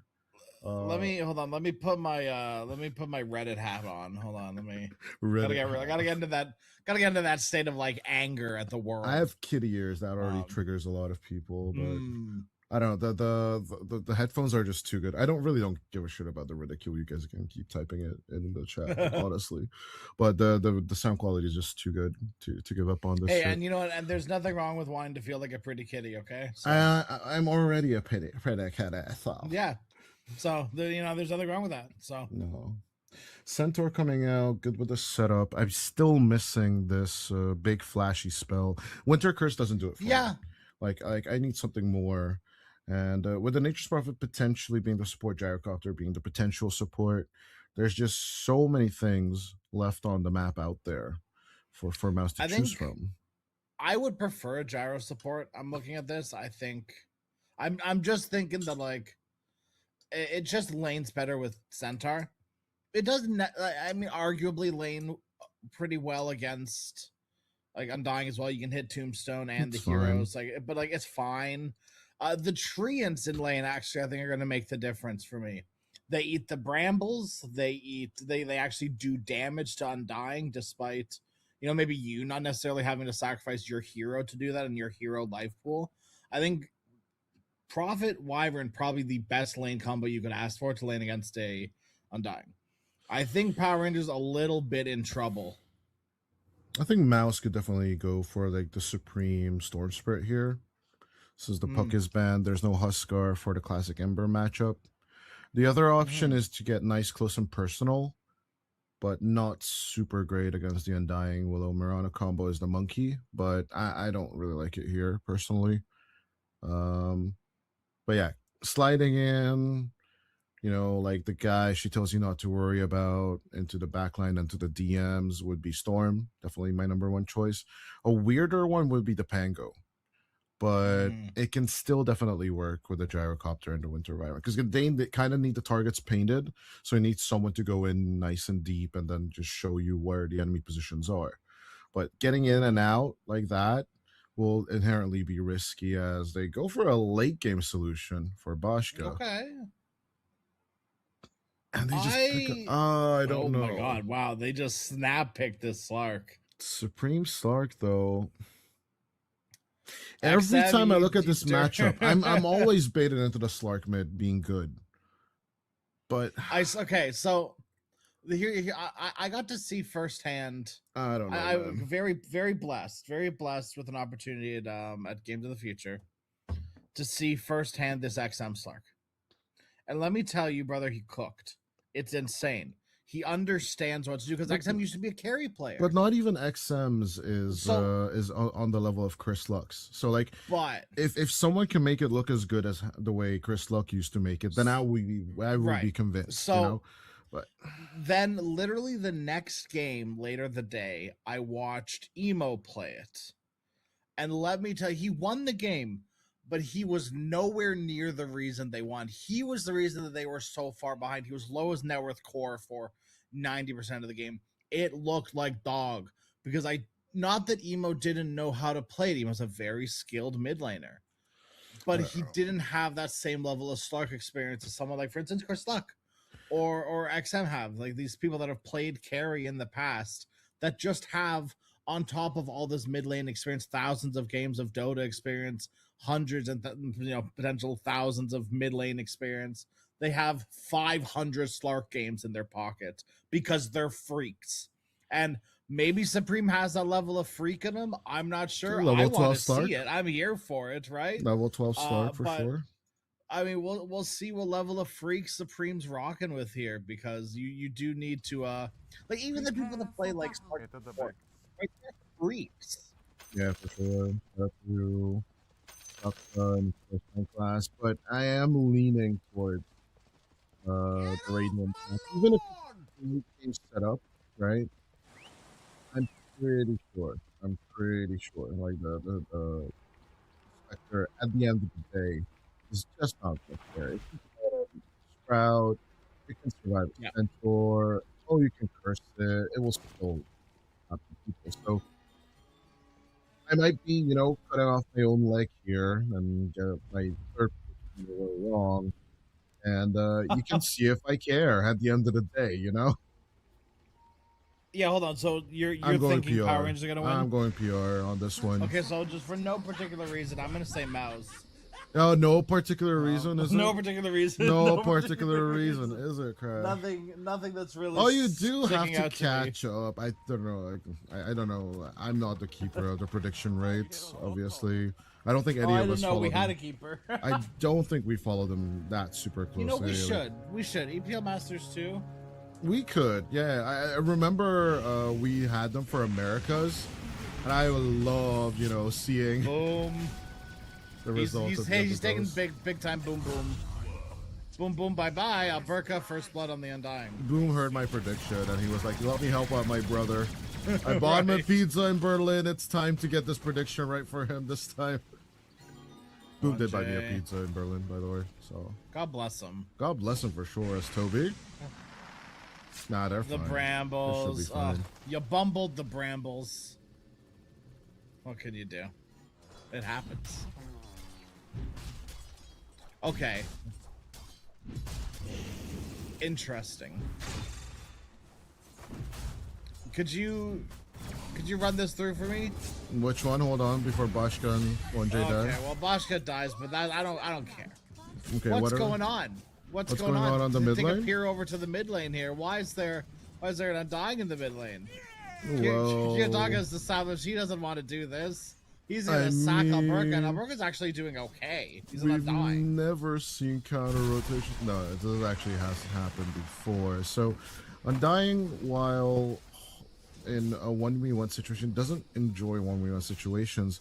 It's mostly to counteract Supreme's counter pick of having the Slark being picked into Kiyotaka, so that Kiyotaka doesn't want to do the suffering lane stage. So he will be rotating against Crystallis, which could guarantee him a few free last hits as soon as he gets to like level 4 or 5. The Treants are basically cannon fodder for Power Rangers to be fed with. So we are still seeing though, like this lane is a lot of damage, and even though it's not an Undying, Kiyotaga's still a melee hero, and he is still kind of suffering in this lane, at least. oh sure, health-wise. it's not going to be Last great. hits he's doing pretty good, but It's he can not only gonna be do that great. so many times, you know. Exactly. So eventually he will be running out of like money and rotations. But I think for the first 5-ish minutes, this is the status quo right here as Kiyotaka. Once again approached. Close, but not close enough. Toby, he couldn't quite close the gap because Immersion was blocking the path. He was plopped right down in the center there. Kiyotaka, nice cut on the trees. Pretty much immediately, Crystallis Not play gonna with that bit of die. wand charge. He's got a fairy fire as well, Hey, just not in gonna case. die. Toby though with the Arctic Burn, keeping them in their place. Know your place, trash. He just needs to turn and commit onto one person. Because he split the damage, he's gonna get neither, and now all of a sudden he's gonna get turned on by Kiyotaka. Sprout again, but it only hurts the flame shield. I think it's throwing Very back to the valuable old Vanguard. 2000s warfare, you know? Don't kill people, just wound them. Keep them at bay. If they come returning to battle, right? You know, you just execute it as easy. Immersion. A trade for his life for the Lotus. Have you ever heard it called Candy? Do you know who does that? Is that like, is there a specific streamer or player? Play calls it candy, I think. Yeah, because he's played with people that call it Candy. Oh, HK? No, he doesn't call it Candy. Who calls it candy though? I don't know. Just I met some people recently that call it Candy. Oh, it's not candy. I've never It's a healing heard lotus. the Lotus called Candy before. I thought maybe there was like a streamer I didn't know about, or maybe if you knew, No, like, I don't know. I a don't know the player or origin. something. I don't I don't know the Yeah, I don't know origin either. of calling it candy. I've never heard it called Candy before. I don't hate it. It's kind of like it's an interesting name for it, but no, they all were calling it Candy, and it's not like they were all in the same friend group either. They just all were like, "Yes, this is Candy." And I went, "Oh, okay, this is Candy." Kiyotaka up top. Last hit's doing okay, but finally his health pool is continuing to suffer. Crystallis in an icy prison. I see Will be dead sentenced people. to life. I see dead people on this top lane crash, and it just continues. There's one J's down as Arrow. well. Connects onto 1J, kills off 1J, and now Boom left alone. Not what you want to be against a Spectre. Toby, he's not doing too hot up here either. Actually, he's probably, I would say he's doing maybe too hot. Because he's standing in the Flame Guard. And that Who would win, an out. Ice Dragon or a Spirit of Fire? Yes. Okay, well that was just a quick and easy double-edged kill. And now Boshka. I don't think you can trade against 1J. Under the tower you definitely can, but that Rocket Barrage comes up, you're in some big trouble. Big trouble. Overall, the Urn coming out to just basically counteract the Centaur just a little bit, so as to not eat so much of that retaliate damage. And honestly, so far so good. Like the first day, you know, you just survived. This is the long walk, right? You are a Spectre. Yep. It's not a marathon. It's not a sprint race. This is basically you need to keep going until the Spectre hits that timing, which in this game could even be up to 45 minutes, right? Until she doesn't get all her item. Yeah. Alberca. Drops the Tombstone. You don't really ever want to bring heroes to Undying Lanes. I will die on this hill. And the best part about it is a lot of the times other people also die on this hill. And that's why you don't want to bring heroes into Undying Lanes. You cannot afford to let people die on that hill with you. It feels so bad. It feels so bad. Thankfully, he doesn't infinitely scale. Right, like there's a few heroes I just say don't bring heroes to. Either you have to bring heroes to early, like really early. You can't do this like 5-6 minute shenanigans. Where it's like, oh look, here we come. And it's like, no, don't, please don't. Like it's a Lash, please. It's an Undying. Don't come. No, the question I to guarantee you Alberca, don't do right? enough damage. He got so much XP and gold now that he's on the solo lane. The question is, how will the standard build, be modified? Right. So he went for the phase like boots and the soul Saber? ring, Arco Saber, Aghanims. These are the things I'm personally looking for, and I'd love to see the Aghanims on this mid Yeah, lane that's what I'm thinking Undying. as well. Top tower is under attack.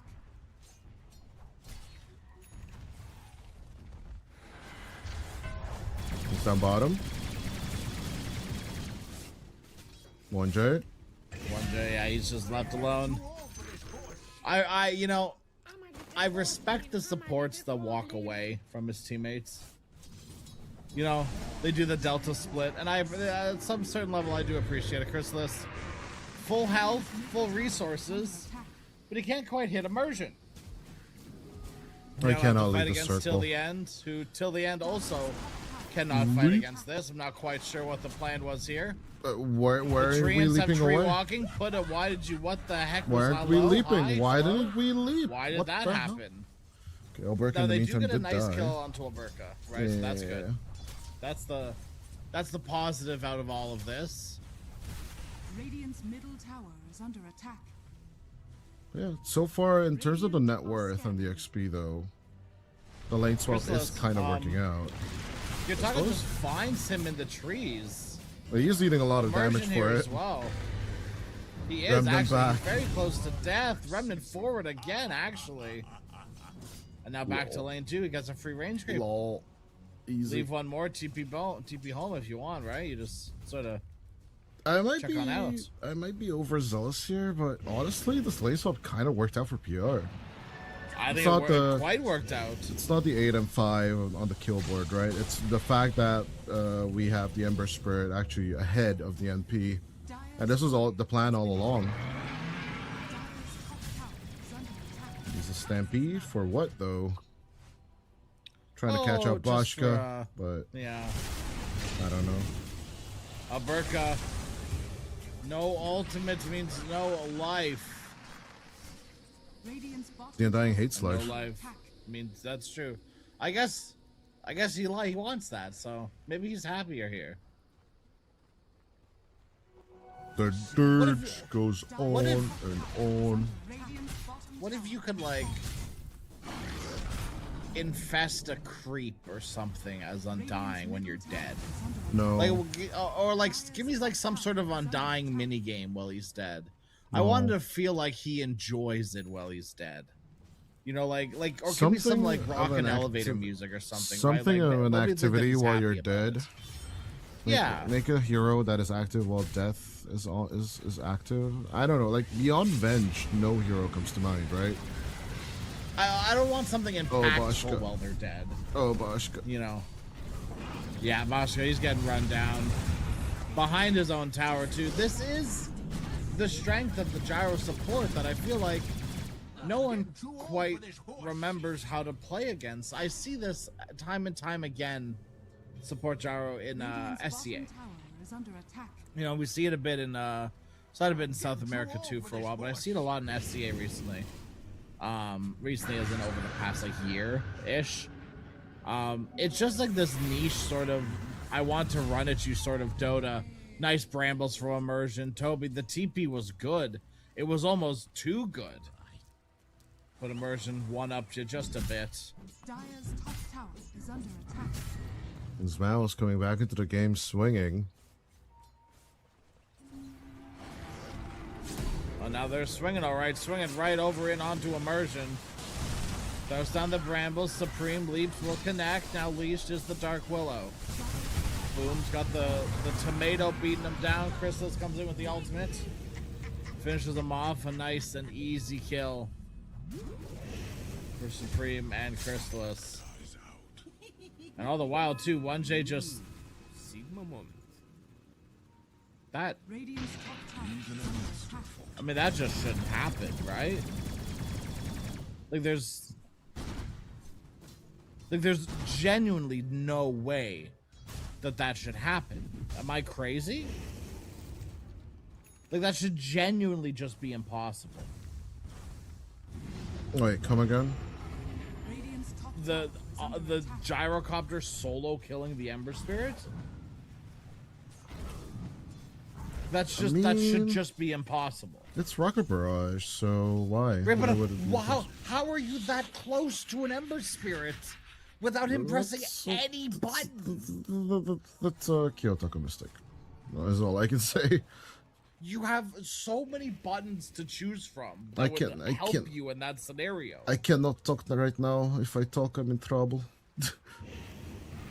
Alberca? Can't believe it. Alberca has not a lot of mana, just enough to pop his ultimate. Gives him a bit of He strength. Also, very There we low go. on mana. Fear from immersion is very, very good. 1J, he will die in the back as well. He can't do a lot of damage when he's the one being run. That doesn't feel too good anymore. Radiant's top tower What I don't really is under understand is attack. that neither team, when they were playing the Undying, is leveling up the Soul Rip. Like Soul Rip's value, aggressively or defensively, is both extremely valuable. I think people don't respect it enough. I'm gonna be honest with you. They should. How useful would a soul rip be right here? Do you know what I mean? Well, not here I while agree you're with you. farming. Well, no, like, yeah, but it is though, right? Like all these creeps. Look at this. That's a nice little heal. You just want to fight.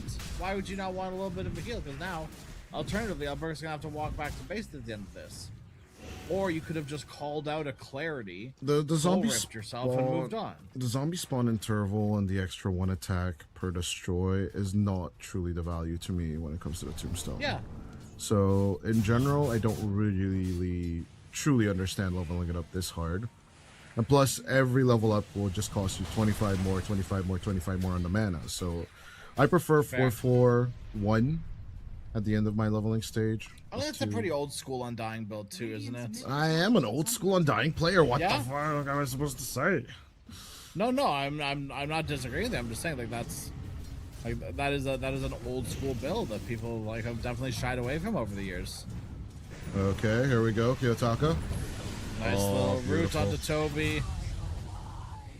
I like Beautiful setup for the arrow. root on root on root. As Crystals just throws out the ult. This is the cash grab, right? That NP enjoys a lot. Mm-hmm.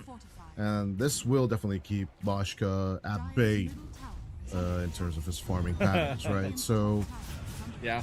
one thing I really enjoy doing against Spectres, especially if I know where they enjoy farming, just warding out that position if I am the position 1 MP as well. You Yeah. know, just put Vision there where he likes to farm, and then just take it away from him while he's farming. Fair enough. Now, Slark is not doing the worst out of all the cores that belongs to the Spectre. But, you know, this was something I was saying that game too. You were picked to counter, and you are lower net worth. I don't care their net worth. I don't care your net worth. I care their net worth, you know? 1J will die bottom to Boshka, with Emergent dying top to Supreme and Toby. Subs They will get dying. that return kill. Why are supports always feeding Crash? That's couldn't tell you, brother. Yotaka? Should be okay. Okay, yeah, I mean he should be, but thought that against the Gyro too, and he died solo then, so maybe he'll die solo again. Or will he? Oh, what an Burger's come in, arrow! maybe change things. The arrow of destiny. Supreme is here to try and change things. Don't think he's going to be too successful in doing that, though. Alberca drops the tombstone. 1J comes in as well. Alberca now out of mana, trying to one more decay, turn things around. He's not able to. Tombstone dies. Supreme leaps out. And 1J continues the charge. Shoot him with your gun. Go, go, go. As long as Boshka's out of here, this is kind of okay. Could certainly be worse, that's for sure. Yeah, he's almost at the Sacred Relic. Like, people in general, like, you haven't played enough Dota if you haven't been beaten by a Spectre. In most of your pubs, you'll definitely see more like PLs coming at you or anti-mages, right? But Spectre in classic team games or competition games is always going to be this late game threat. And speaking of that, right, we were expecting way more Spectres to come out of DWC, but I'd be super surprised if her pick rate would be the same at TI in just about a week's time. Because she's gonna come out of TI. All these she heroes has come out of the to. woodworks at TI. I've been seeing Earthshaker start seeing picks again. And Earthshaker's people have been calling him in the doghouse all year. I just need Shaker to be back on position 4. I think he's so much better on 4 than 5 or than 2. And people still keep picking it up on mid, and there it's just not convincing me. But yeah, now with MOUZ having the early lead, I need them to start choking the map out right now, because we are still speaking about Spectre potential late game. Yes. Stark is one of those silver edge buyers, and they are making a move into Boshka right now down bottom. Supreme is here as well. Supreme hasn't been here any other time. It's just been 1J. So a nice change of pace to turn things around to bring Supreme this time. As top lane, Toby. Stop choking and choke Unfortunately, will them. be the sacrificial wyvern. Keep choking them. Nah, level 4 Rocket Barrage is not something to trifle with. I think it's no Kiyotaka joke. learned it. Now Boshka learned it. Yep. It's time to learn, PR. It's time to learn. This build is so funny, by the way. Shard into BKB. Boom, pops the Lotus, so he's fine for now. But with that fear silencing or finishing him off, you know, no one's willing to cancel. No one's willing to continue their TP, rather, right? So. But they do lose a tier 2 for all of their troubles up here. It's not the worst trade-off, all things considering. Things could definitely have been worse for them. Now Kiyotaka is gonna find 1J down here. He doesn't have a TP there. That's so funny. He blocks the camp on his way out. I mean, this is what you do. I think being in an annoying position for 1J is doing a 10 out of 10 banger That's job of this. so funny. And his Dude, net worth, look at his net worth though. Like, Yeah. that's just crazy. No, he's making work of it. Toby is the sacrifice of it, though. His net worth is not looking too hot, despite I feel like he could have been. He's been top alone for so long. Dire are scanning. But I'm surprised he hasn't had a little bit more. Nah, genuinely, the caster curse is really working overtime on my end.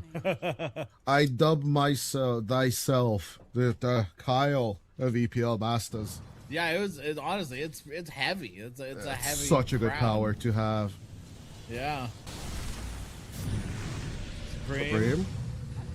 I mean, he's technically caught. He's arrowed now too, but in the depth shot, all is fine. It's when it ends that you start running into trouble. Where's your team? They didn't want to show up. MOUZ. They lose a very important person when it comes to their lineup currently. I don't even think Stampede would have helped you there. In all No, honesty. Stampede definitely wouldn't have helped you, but I feel like team maybe comes in and something can happen afterwards. Toby has had the same items every time I've looked at him for the past like 9 minutes. There's no way this is this is real. I'm in the Matrix. I'm being tricked. He has 1,400 gold in his pocket. He just needs to spend it. Buy the Glimmer Cape, please. I think he's holding for a potential blink. It's the power of basically Nature's Prophet. Crystals didn't really move aggressively yet on the map, but dude, he's max Splinter Boss. How do you not have more farm? I mean, it's such a little thing. Because he has been dying top right, and he's going to be dying here again, as he will be the one to tank the gank along with 1J.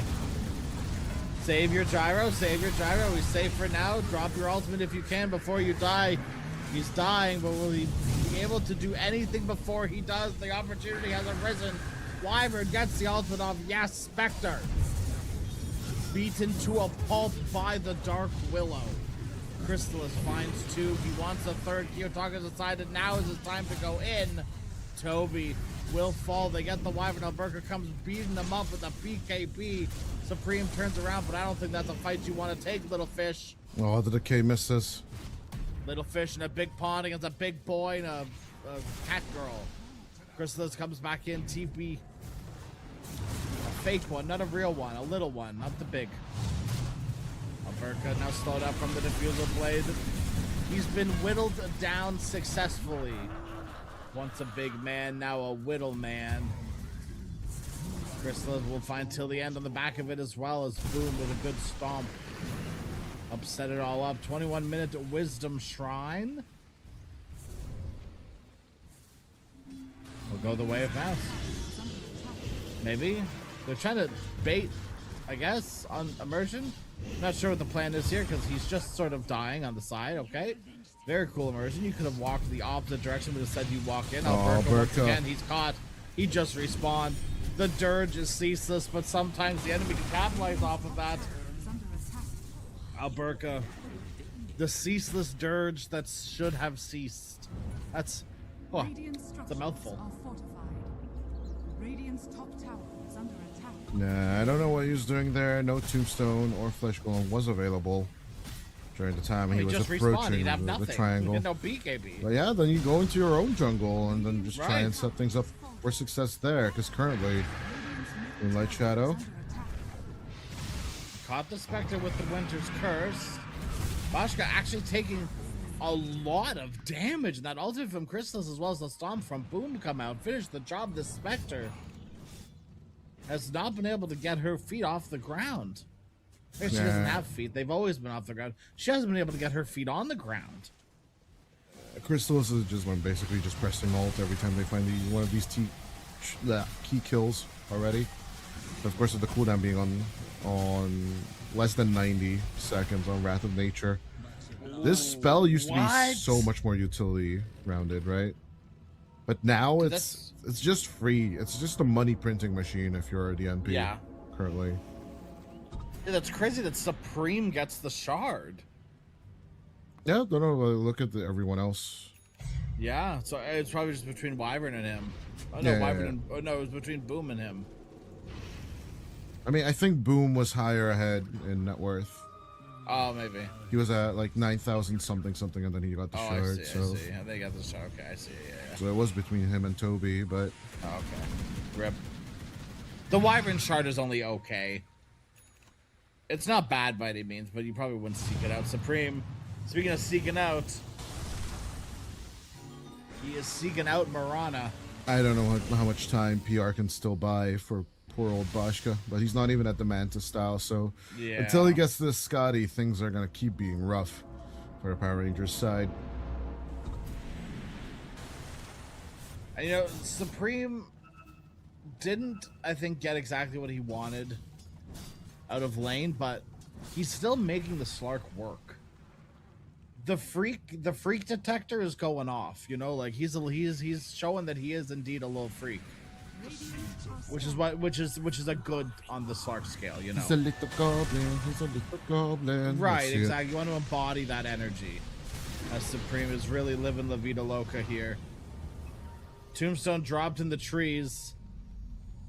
But I love the positioning from MOUZ back up onto the high ground. Screw your Moonlight Shadow. This is the same way you want to play against Night Stalker. Whereas, like, you want to just plop a ward on a high ground like this, and then just sit there. And now all of a sudden everyone has flying vision. We're on equal footing here, baby. You come to us now. You don't have a tombstone to drop anywhere. We control the zone we fight now. And that's the sort of fear that makes PR not be able to do anything about it. They disengage, and now once again fighting on MOUZ's terms. Just off the high ground again, they have a missile flying, soaring. Stampede used. They've caught up top. Alberca. Yeah, then once again, post Stampede, you now have another 90-minute window. Oh my lord. Marana boom comes in as well till the end. Caught and killed. They try to drop the ultimate on Willow. No, they canceled immersion. That was your one shot. That was your one chance to change things for yourself. And instead, you throw it away. Kiyotaka. What difference are you going to make? He's got a remnant, but he's leash pops a BKB. He can travel to the remnant. Is anyone waiting for him? No. He just gets to walk back to base for free. Maybe not. The missile gets dodged. Yes. Good job, Kiyotaka. I don't know. I wanted the more greedy build to come out from Alberca. He went the BKB plus Blink route. But as you can tell, it's not truly working out for the team. Yeah, it's become very underwhelming on PR. They just haven't been able to quite match the pace that MOUZ set for this game. Nowhere near ready because they have a Spectre. That's just how it's gonna happen. That's just reality, and now reality has come knocking, and Marana's here to answer. That's what happens when you get warned about stranger danger. That's not a door you want to answer. When Slark's knocking, no way. He's a freak. Let's see more freakage. Also not answering the door if Undying's knocking. A TP away. Chrysalis says, no way, Jose. That fresh Daedalus put in the work. And now quick and easy. Roshan, easy, breezy, beautiful cover girl. In they go. And Roshan will melt just like the zombie before him.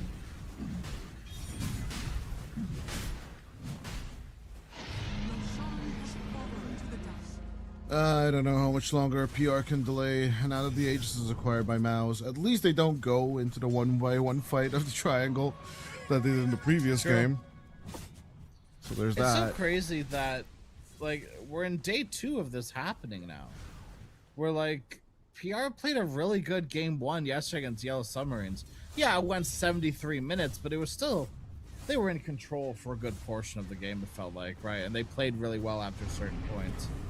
And then they just sort of, like, add their way into game 2 and then got absolutely trounced in game 3. And, you know, yes, the score isn't 27-8, which it was, you know, in their game against Yellow Submarine. But these 20 kills feel almost meaningless at this exactly. point. They feel like they mean absolutely nothing. The kill score tells you a pretty good story. It's pretty even-ish.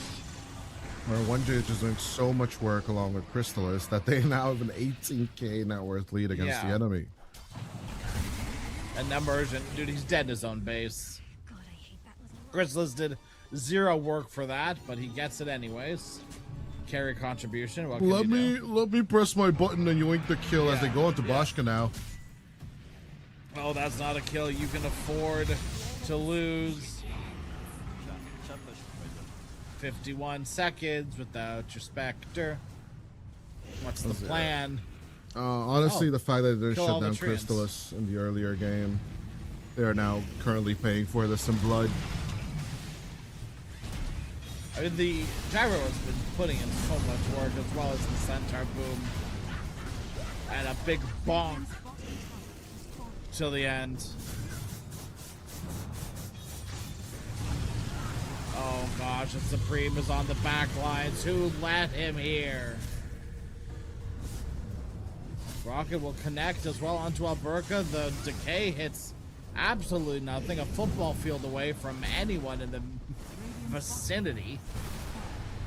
Cursed Crown, heavy is the head that wears the Cursed Crown. Alberca coming for a TPN. As the Golem pops it. BKB available as well. Alberca runs in, but he is melting as well as Kiyotaka. As soon as Chrysalis comes in and starts right-clicking, everything changes. The Ceaseless Dirge is indeed ceaseless. He will continue to be so until he dies again. Then finally the Ceaseless Dirge will cease. Supreme looking to make that happen right here, right now. A leap onto a Marana. The Leaper is leashed. What can you do? Alberca trapped in the trees. Clicked down by Chrysalis. He A-clicks the ground. Doesn't even care. Hands off his keyboard. Didn't even do that. Hands off keyboard. GG is called. Power Rangers, they tap out because they have to. They've been forced out. MOUZ, they pull off some weird stuff. Some wacky things, but they make it work, and they make it work very well. This is what you want to see when people play some weird stuff, you know?